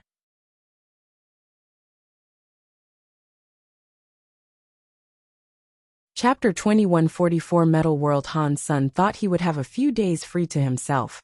But soon after he finished his lectures, he was summoned by the elders. There, he was tasked with leading a team to a newly discovered xenogenic space. He was instructed to explore the space, and if possible, return with resources and materials. Because the xenogenic space only allowed marquises to enter, Lone Bamboo had been intended to lead the task force there. But right now he was training inside Hidden Path Cave. As a result, the elders saw fit to pass the job on to Han. Senator Han's son was given a basic description of the xenogenic space, which was called Metal World. This was, however, only a temporary name for the location. He did learn that more than one faction had already discovered it, though. Other teams were already there researching the place. Sky Palace was a step behind. Based on what he was told, there were groups from the Dragon, Demon, Destroyed, and even the Buddha there. They were all in the metal world. And now that Sky Palace had joined the exploration, the situation was sure to become quite complex. Han Sen did not have much time to prepare before being shipped off, as he was led by a Sky Palace elder. He was accompanied by 100 Sky Palace Marquis students as well. The trip to Metal World had been organized by the elders. The Marquises had been instructed to follow Han Sen's commands after they entered Metal World, so their lives were pretty much in his hands. Although Han Sen was just an earl, Sky Palace's authority was well respected among its members. And Han Sen's own reputation was mighty. No one objected to Han Sen's position as their leader. Before entering Metal World, the elder provided Han Sen with a bounty of information about the Marquis students he was set to lead. A few of them had been marked, as they had unique powers that would be crucial for the trip ahead. Han Sen led the 100 Sky Palace Marquises to Metal World. That xenogenic space was a planet, and a strange power radiated from it. That power forbade the entry of any creature or being that was above the Marquis' level. The scariest thing about all this was that the planet had a very special magnetic property. Metal objects would be sucked into the planet, so tools made of metal were unusable in the planet's vicinity. Due to this, airships could not come close to the planet. When the planet was viewed from the exterior, it seemed to be entirely shrouded in wild magnetic storms. The whole planet was cloaked in a swirl of thunderclouds. When Han Sen and the others pierced through the clouds, a most colorful planet came into sight. When they got close enough to see it all, however, they swiftly understood why the place had been given the title of Metal World. The mountains and plains there were all metal. Seeing topographical features made of metal was a little odd, but the really strange thing was the metallic nature of all the animals and plants. Everything on the planet's surface was metal, and it was a very surreal thing to lay eyes on. Brother Yuya, where are we to begin our search? Han Sen asked politely, looking at the Marquis student. Yuya was a highly regarded Marquis of Sky Palace. Second only to Lone Bamboo, he was certainly the strongest of Han Sen's companions. He was always at the forefront of exploring new xenogenic spaces for Sky Palace as well. He had a lot of experience with these sorts of endeavors. Yuya looked over the planet's surface, then spoke to Han Sr. We don't know where the other races have set up operations, but they are sure to have seen us as we came in. So, exploring the planet is not our primary objective. Finding those other races, or finding a safe zone to establish a place of respite, should be our first priority. Brother Yuya, you are correct. I was being reckless. Where should we camp? What do you think would be the safest place for us? Han Sen asked. Seeing that Han Sen was really interested in the opinions of others, Yuya pointed out a Marquis to Han Sr. You might want to ask Brother Uni. He is good at this sort of thing. Brother Uni, please. Han Sen knew these matters should be handled by the professionals. Sky Palace might have sent him there to lead, but leading meant using his forces effectively, not doing everything himself like some kind of hero. It was his job to learn his team's strengths and put them to good use. There were so many unknown factors about Metal World. He'd be able to escape if he ran into trouble, but he couldn't go back with 100 Marquises dead. And the other factions would be dangerous. They could have certainly established traps and ambushes. The enemy had been there for a while, and they had been given the opportunity to learn about the xenogenic space. They might use their head start to trick Han Sen's party. As Han Sen's team set to work, he quickly learned that there were many geniuses in Sky Palace. They were so good at everything, and they were quick to establish a camp on Metal World and start exploring the surrounding area. They also built an alarm system and emergency contingencies for all sorts of situations. But what surprised Han Sen the most was his team's dedication. They researched and cataloged everything within 100 miles. Aside from a few metal animals and plants, however, there was no sign of xenogenics. They didn't see any of the Marquises sent by the other races either. There was no day and night cycle on the planet, and the environment wasn't very friendly to life. But the Sky Palace team were all marquises, so a poor environment would not bring them down. The magnetic storms in the sky continued to rage. Blue lightning flashed through the sky continuously, lighting up the planet's surface better than a normal sun. Han's son, Wuxia, and the other marquises were talking about expanding their exploration when the magnetic storm suddenly changed color. The blue magnetic storm turned a beautiful shade of pink. Dong! Dong! Dong! Dong! Suddenly, a loud noise began to ring in their ears. The metal forest nearby began to shake like it was suffering an earthquake. Not long after, a 10-meter-tall metal rhino appeared out of the metal forest, and it was not alone. Many more followed after, and before long, 1,000 of them had come storming out of the trees. They were headed to a nearby river that looked like mercury. Han's son was happy he had listened to Uni and avoided setting up camp near the river. If they had, the rhinos could have stampeded right over them. Those metal rhinos looked powerful. The team couldn't determine how strong the creatures were, but in that unknown land, fighting them did not seem like a bright idea. Uni was looking at the metal rhinos when he said, "They are like living hunks of metal. Judging by their life force, I can estimate that they are at least marquis in strength. I don't know if they are xenogeneics, but they don't seem to be too smart. Weird. We didn't catch sight of them in any of our explorations. Where did they come from?" White Real, who had also come on the trip, frowned in confusion.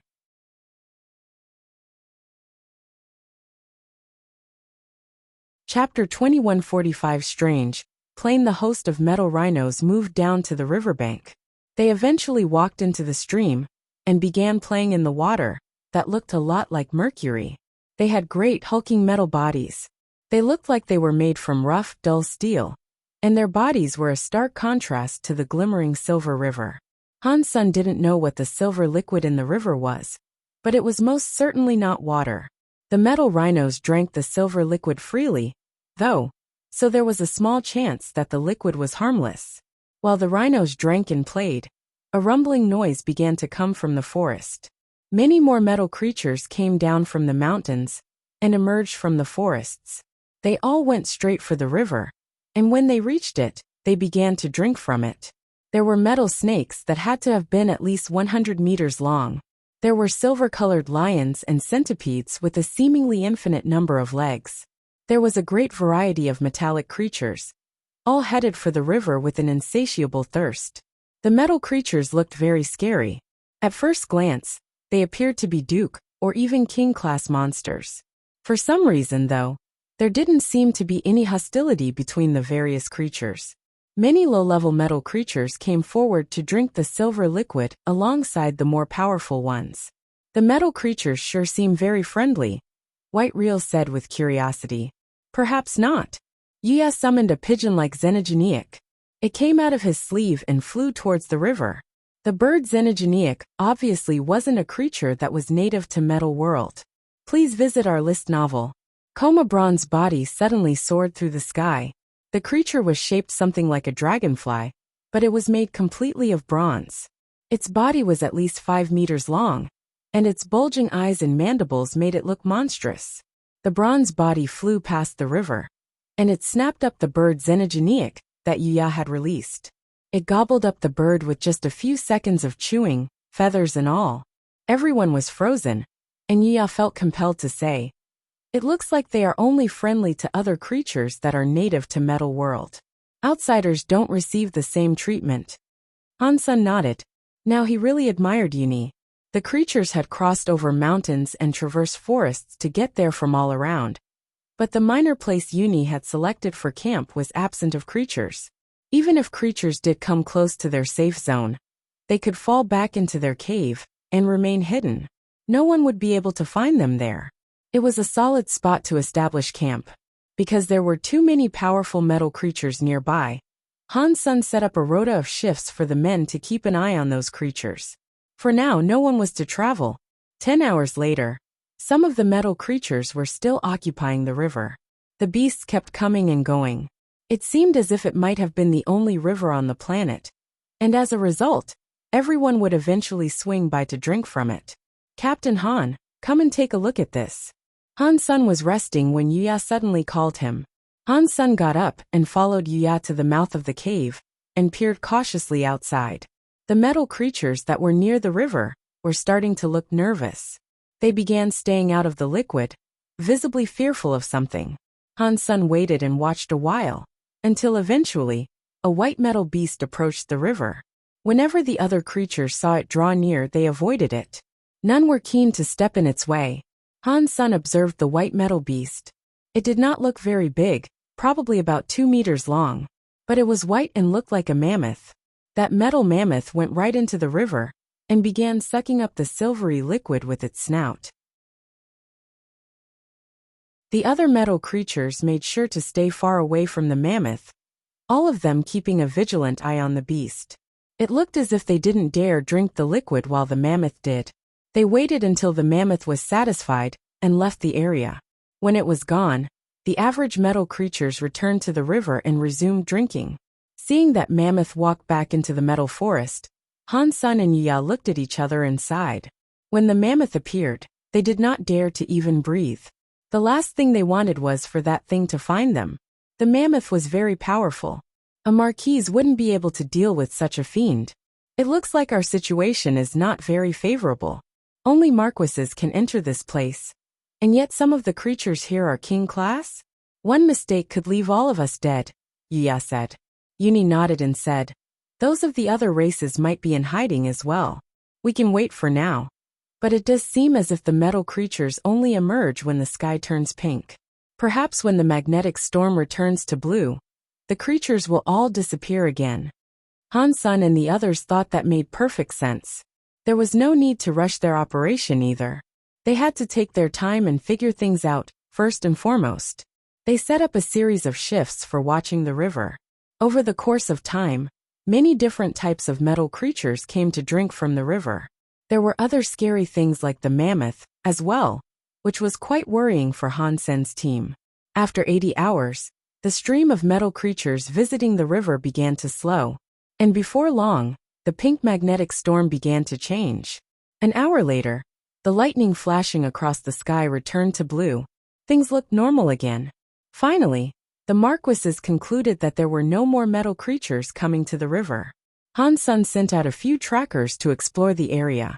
The results were as expected, but it surprised them all the same. The metal creatures that had appeared near the river were now all gone. It was as if they had just vanished. Oh no, have they turned invisible? Or are they just hiding away someplace underground? White Real asked with a strange look. Yuya did not speak. They were all deep in thought. The metal world was strange, and they couldn't come to much of a conclusion until they learned a lot more. While Han Sun and the others were thinking, someone approached them from the direction of the mountain. When he reached the perimeter they had established, he called out to them.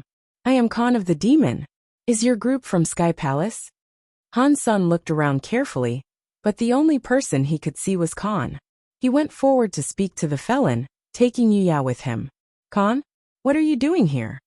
You are the leader of this team, Han Sun? Great. Since we're already friends, we can cooperate. Khan laughed.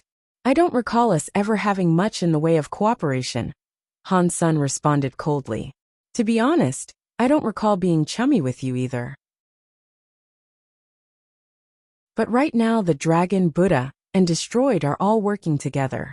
If we don't form some sort of alliance, they might come after us in this dangerous place. As he spoke, Khan's shoulders slumped. Why should I believe you? Han Sun did not move. We arrived here long before you did. I think you'll be interested in the information I possess. Khan smiled.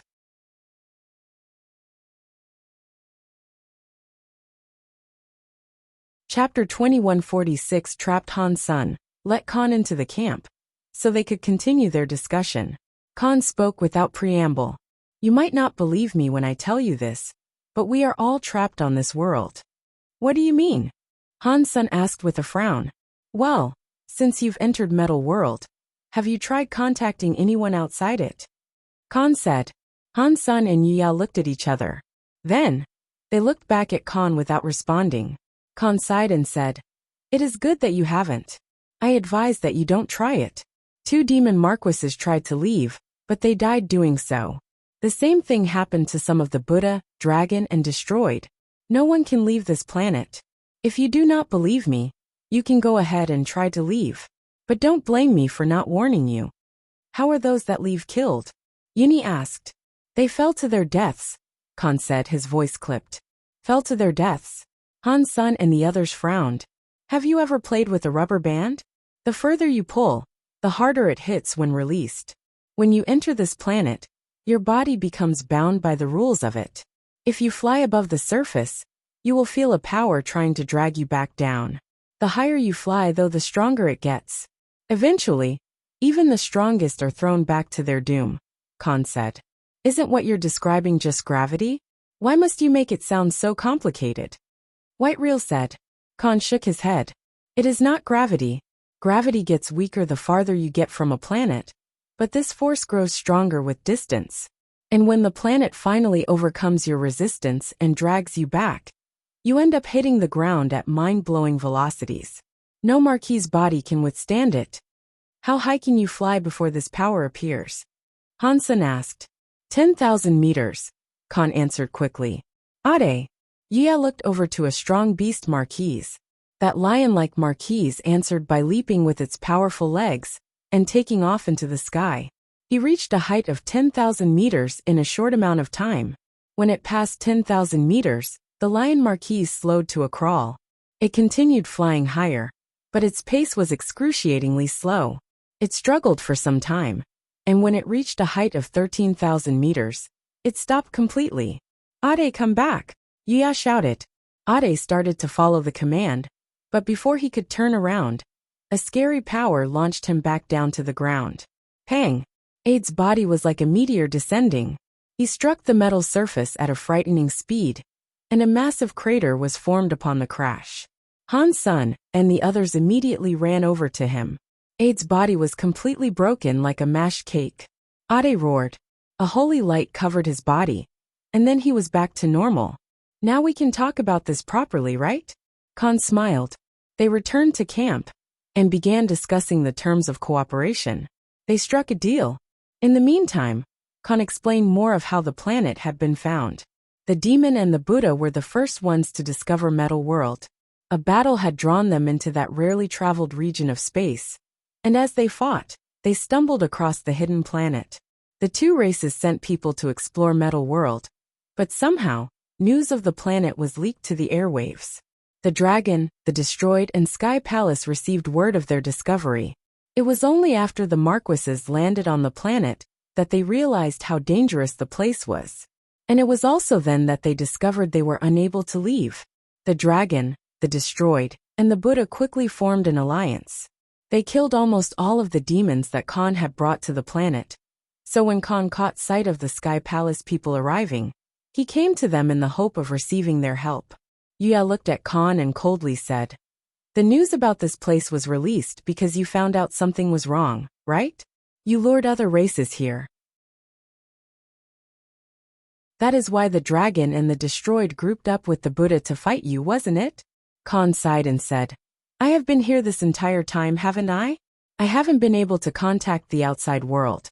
I don't know if it was a demon that leaked the news." After that, Khan laughed and said, "Even if we were the ones who leaked the news, it shouldn't have any impact on our cooperation. Why would we join you anyway? The dragon would be a much better choice," Han's son asked calmly. Khan seemed ready for Han's son to say this, and so he smiled. When they formed their alliance, it gave them an advantage. But they won't share anything with you. They'll want to keep the benefits for themselves. "What benefits?" Han's son asked, zeroing in on the key point of what Khan had said. If the other races were trapped, their best choice should have been to coordinate their efforts to search for an exit. But instead they had attacked the demon. It seems as if there was something more going on that Khan wasn't quite willing to reveal. The first two teams to arrive found some old ruins on the planet. The ruins might have been left by a deified elite. Now those three races are guarding it. If we work together, we might be able to beat them and nab the loot for ourselves. Sky Palace is strong, but you cannot fight all three by yourselves, Khan said with certainty. Khan provided them with more intel on the location and disposition of the ruins, and Han's son sent someone to verify Khan's story. Khan wasn't willing to give out too much information though. He smiled and said, "We demon and the Buddha discovered the ruin at the same time. We know as much as they do. There is no harm in us forming an alliance with you, is there?" Han Sun and Yuya held a brief discussion. They both agreed that an alliance was a good idea. So Han Sun left the details of the operation to Uni and Yuya. They were better than Han Sun at that sort of thing. "We have to move while the blue storm is raging and the metal creatures are hidden. Once we are in the ruins, we will be safe. We won't get attacked by the creatures," Khan explained, clearly wanting them to move quickly. And on the way, they'd meet up with the rest of the demon. Khan had many secrets he could not reveal, but most of his information was legit, and it saved Han Sun a whole bunch of time. And if the dragon attacked them while they were in the ruins, teaming up with the demon could save their lives. They confirmed the blue storm's duration and the ruins' location, and then they set out. They met up with the other demons and continued on. The demons were in terrible shape. They were wearier than Han Sun had imagined. Aside from Khan, there were only 20 marquises remaining, and all of them were injured.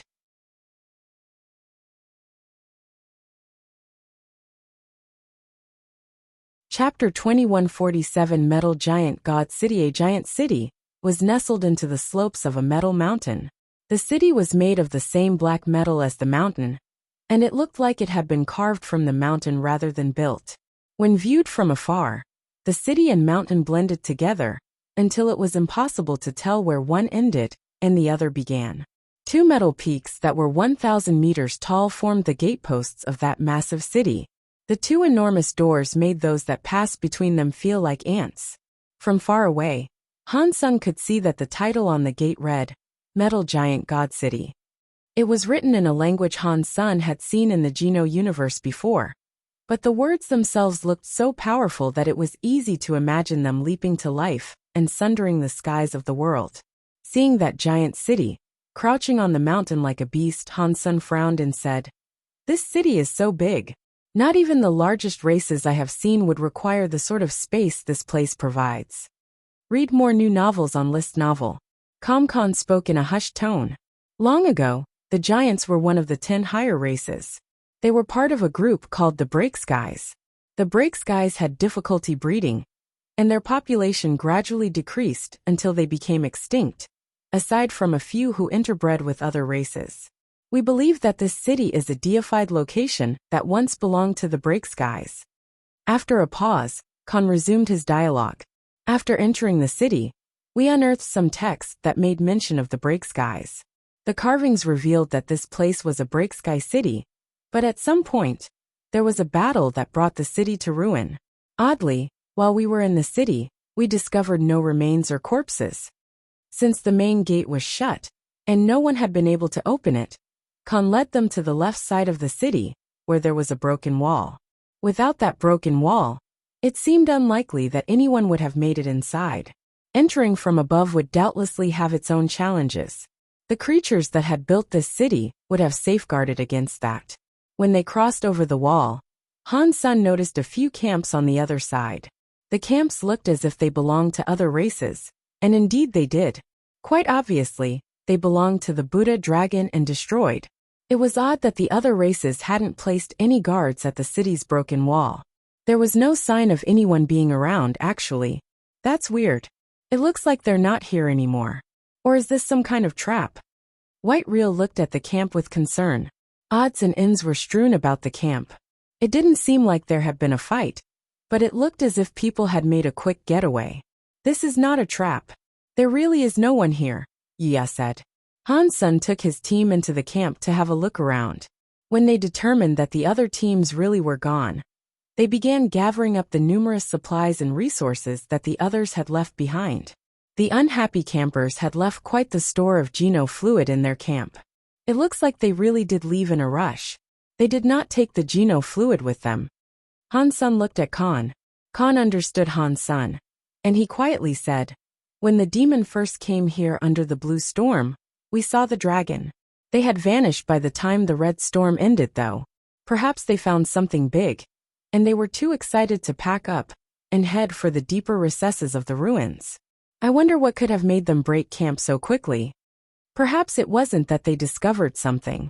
Perhaps something went awry, and whatever happened forced them to flee, Wuxia said. It is possible, but we haven't seen signs of fighting, Khan mumbled deep in thought. Then he suddenly stopped. It wasn't just Khan either. Everyone in the group grew pale as they looked back outside the city. A multitude of red eyes hovered in the skies outside the city. The eyes grew closer as they watched, revealing the bronze, dragonfly-like bodies of the creatures soaring through the air. They were 5 meters long, and a buzzing sound accompanied their flight that set Han Sen's teeth on edge. There were so many of them that the swarm seemed endless. And they were now headed for the broken wall. What is going on? This is the time of the blue storms. Why would metal xenogeneic creatures appear at a time like this? Wuxia looked at Khan. I don't know. We have never seen metal xenogeneics under a blue storm before. And even during a red storm, they never approached the city. This isn't good. Let's run. Khan cried.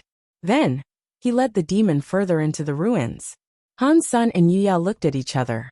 They took the Sky Palace people into the ruins as well. Those dragonflies were as strong as marquises, and their numbers were legion. They could be fought off possibly, but not without a price being paid. It'd get dirty. Sky Palace and the demon marquises headed for the shelter of the ruins together. Khan was leading, and he shouted as he ran. There is a palace up ahead. We can hide there. Han Sen had already seen the building he was referring to. The palace was like a mountain itself. It was so large that Han Sen figured even the blind could probably see it. But the palace's gates were shut, and he didn't know if they could open them. I have been here before. There is a gap in the palace wall. We can slide through, get inside and barricade the entrance. A bottleneck like that will be much easier to defend, Khan said, and then ran for the other side of the palace. Han Sen was emotionless throughout all this, but he led the Sky Palace students after Khan. Up ahead he saw a giant cave.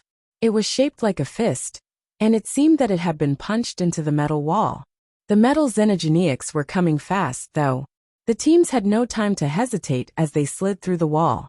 Han Sen and Wuxia jerked the last of their people into the palace, just as the dragonfly metal xenogeneics buzzed toward them.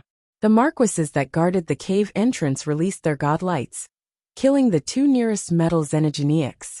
Then a demon marquise summoned a giant shield to barricade the entrance. The metal xenogeneics slammed into the shield repeatedly, but try as they might, it wasn't going to let them through. Han Sen quickly looked around the palace they had stumbled into. It appeared to be some sort of side room. But before he could examine it further, his attention was drawn to the bodies lying on the floor. The corpses were both dragons and Buddhas, and it looked as if they had died gruesome deaths. Their scales and skin had been stripped from their bodies, but strangely, their flesh was left whole. There was blood everywhere, though. The sight washed over the teams in a horrible chill. Even Han Sen, who saw blood often, felt sick.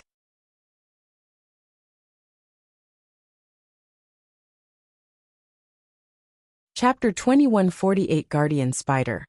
Do you recognize these people of the Buddha and Dragon? Han Sen asked Khan. The two had instructed their teams to stay away from the bodies. Khan examined the corpses, and after a while he said, I think this Buddha is Marquis Grass.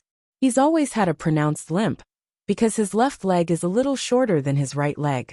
Look, that has to be him. As for this dragon fellow, I believe he must be Dragon 123. His wings aren't as broad as the wings of the average dragon. These two were fine the last time I saw them, so whatever happened to them must have been rather recent. Han Sen looked at Wuxia. Wuxia was also looking at the bodies, and he said, aside from their skin and their scales being stripped, there doesn't appear to be any other forms of injuries. Their muscles and skeletons are all intact, so it doesn't appear as if they were hit. At the same time, Wuxia tapped his chin and thought, these guys were too strong to have been killed by being skinned. They must have taken internal injuries or something. Are you saying this was caused by some sort of power that can bypass the body's protection and deal damage within? I know Yin Yang Punch and Pierce Body can do what you have described, but from the way these bodies look, I don't think they were slain by either of those powers. Their bones would have incurred much damage, and their muscles would have torn and bled. if they were victims of those techniques, Whitereel said, stepping carefully around the bodies. Yuya considered that. If it was not a geno art such as Pierce body, it had to be something else that is just as invasive. Perhaps a small bug of some kind. That could very well be it, yes. Whitereel nodded. In that case, we'll have to take a look inside their bodies and see. Khan signaled for one of his demon marquises to approach. His subordinate drew a knife and approached a Buddha corpse. Yuya stopped the demon marquise firmly though. I think it would be unwise for us to meddle with their bodies. What if there is something in there? We might fall into the same predicament that these two did. Khan said, if something is inside them, then it doesn't seem to be dangerous as long as it remains inside the corpses. If we cut a body open and let it loose, things could go badly for us. I think we should just seal the bodies and ignore them, Yuya said. That's a bad idea. Khan shook his head. What do you think, Han-san? Do as Yuya has instructed, Han-san said. Fine. If that is your decision, then we will do things your way. But my people are not good at using sealing powers, Khan said, while opening his arms. Han-san nodded. Yuya found a marquise that was good with sealing powers, and had him create a bysema to encircle it. They very carefully avoided moving the body, as the sphere of protection went up around it. Han-san kept eyeing the plain room that they had entered. There was a door on one wall that opened into a hallway, but no one knew where it led. Uni, can you determine anything about the layout of the palace? Han-san looked at Uni. I can try, but all I have is a hall to go on. It isn't very much. I need to get a better look at the place before I map it out, Uni said.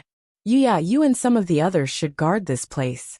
I will go have a look around with Uni, Han-san told Yuya. That is far too dangerous. I should be the one to go, with a few others, Yuya said. Han-san refused to let Yuya come, but he did allow a few marquises that were decent at scouting to accompany them and map the trail. Han-san was confident in his demon bug bysema. Even if they encountered a king-class foe, they'd be fine. I will come along with you guys, Khan said. Sure. Han-san gave him a nod. But before they could enter the hallway, the demon marquises that were barricading the room's entrance started to shout. There are xenogeniacs higher than marquises attacking our shields. I cannot hold them off.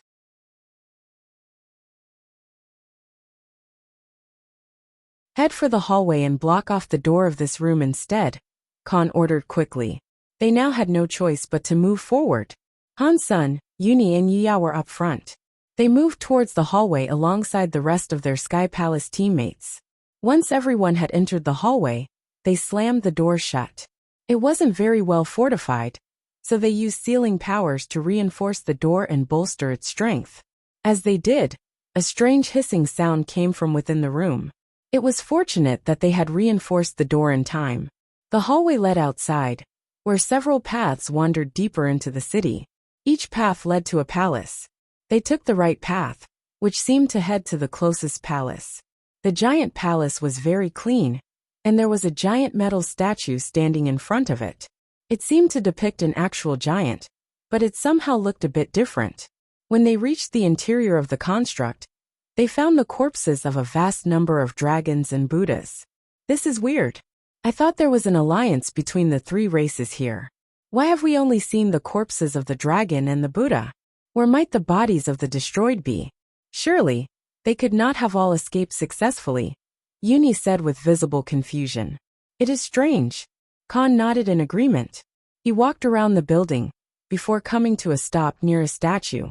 Han-san looked at the statue, and felt a sense of foreboding. Catcha. As Han-san observed the statue, he heard a crunching noise. The mouth of the statue suddenly opened, and when it did, red lantern eyes shone from deep within it. Formation, Han-san commanded.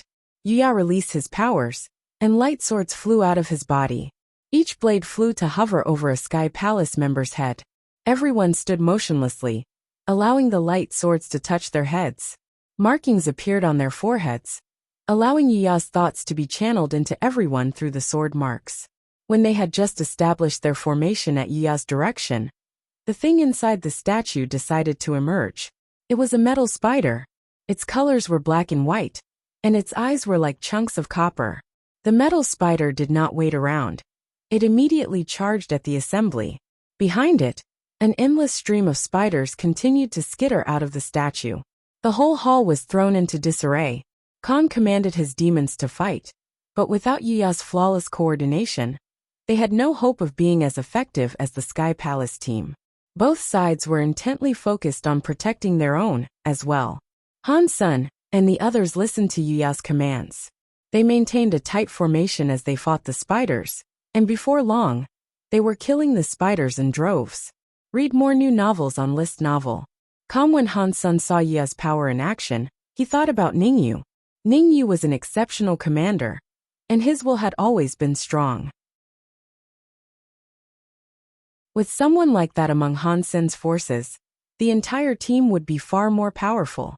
Xenogenic Marquis Guardian Spider hunted. Xenogenic gene found. After Han Sun killed one of the metal spiders, a scream erupted from inside the statue. A red spider began scrambling out of the statue's mouth.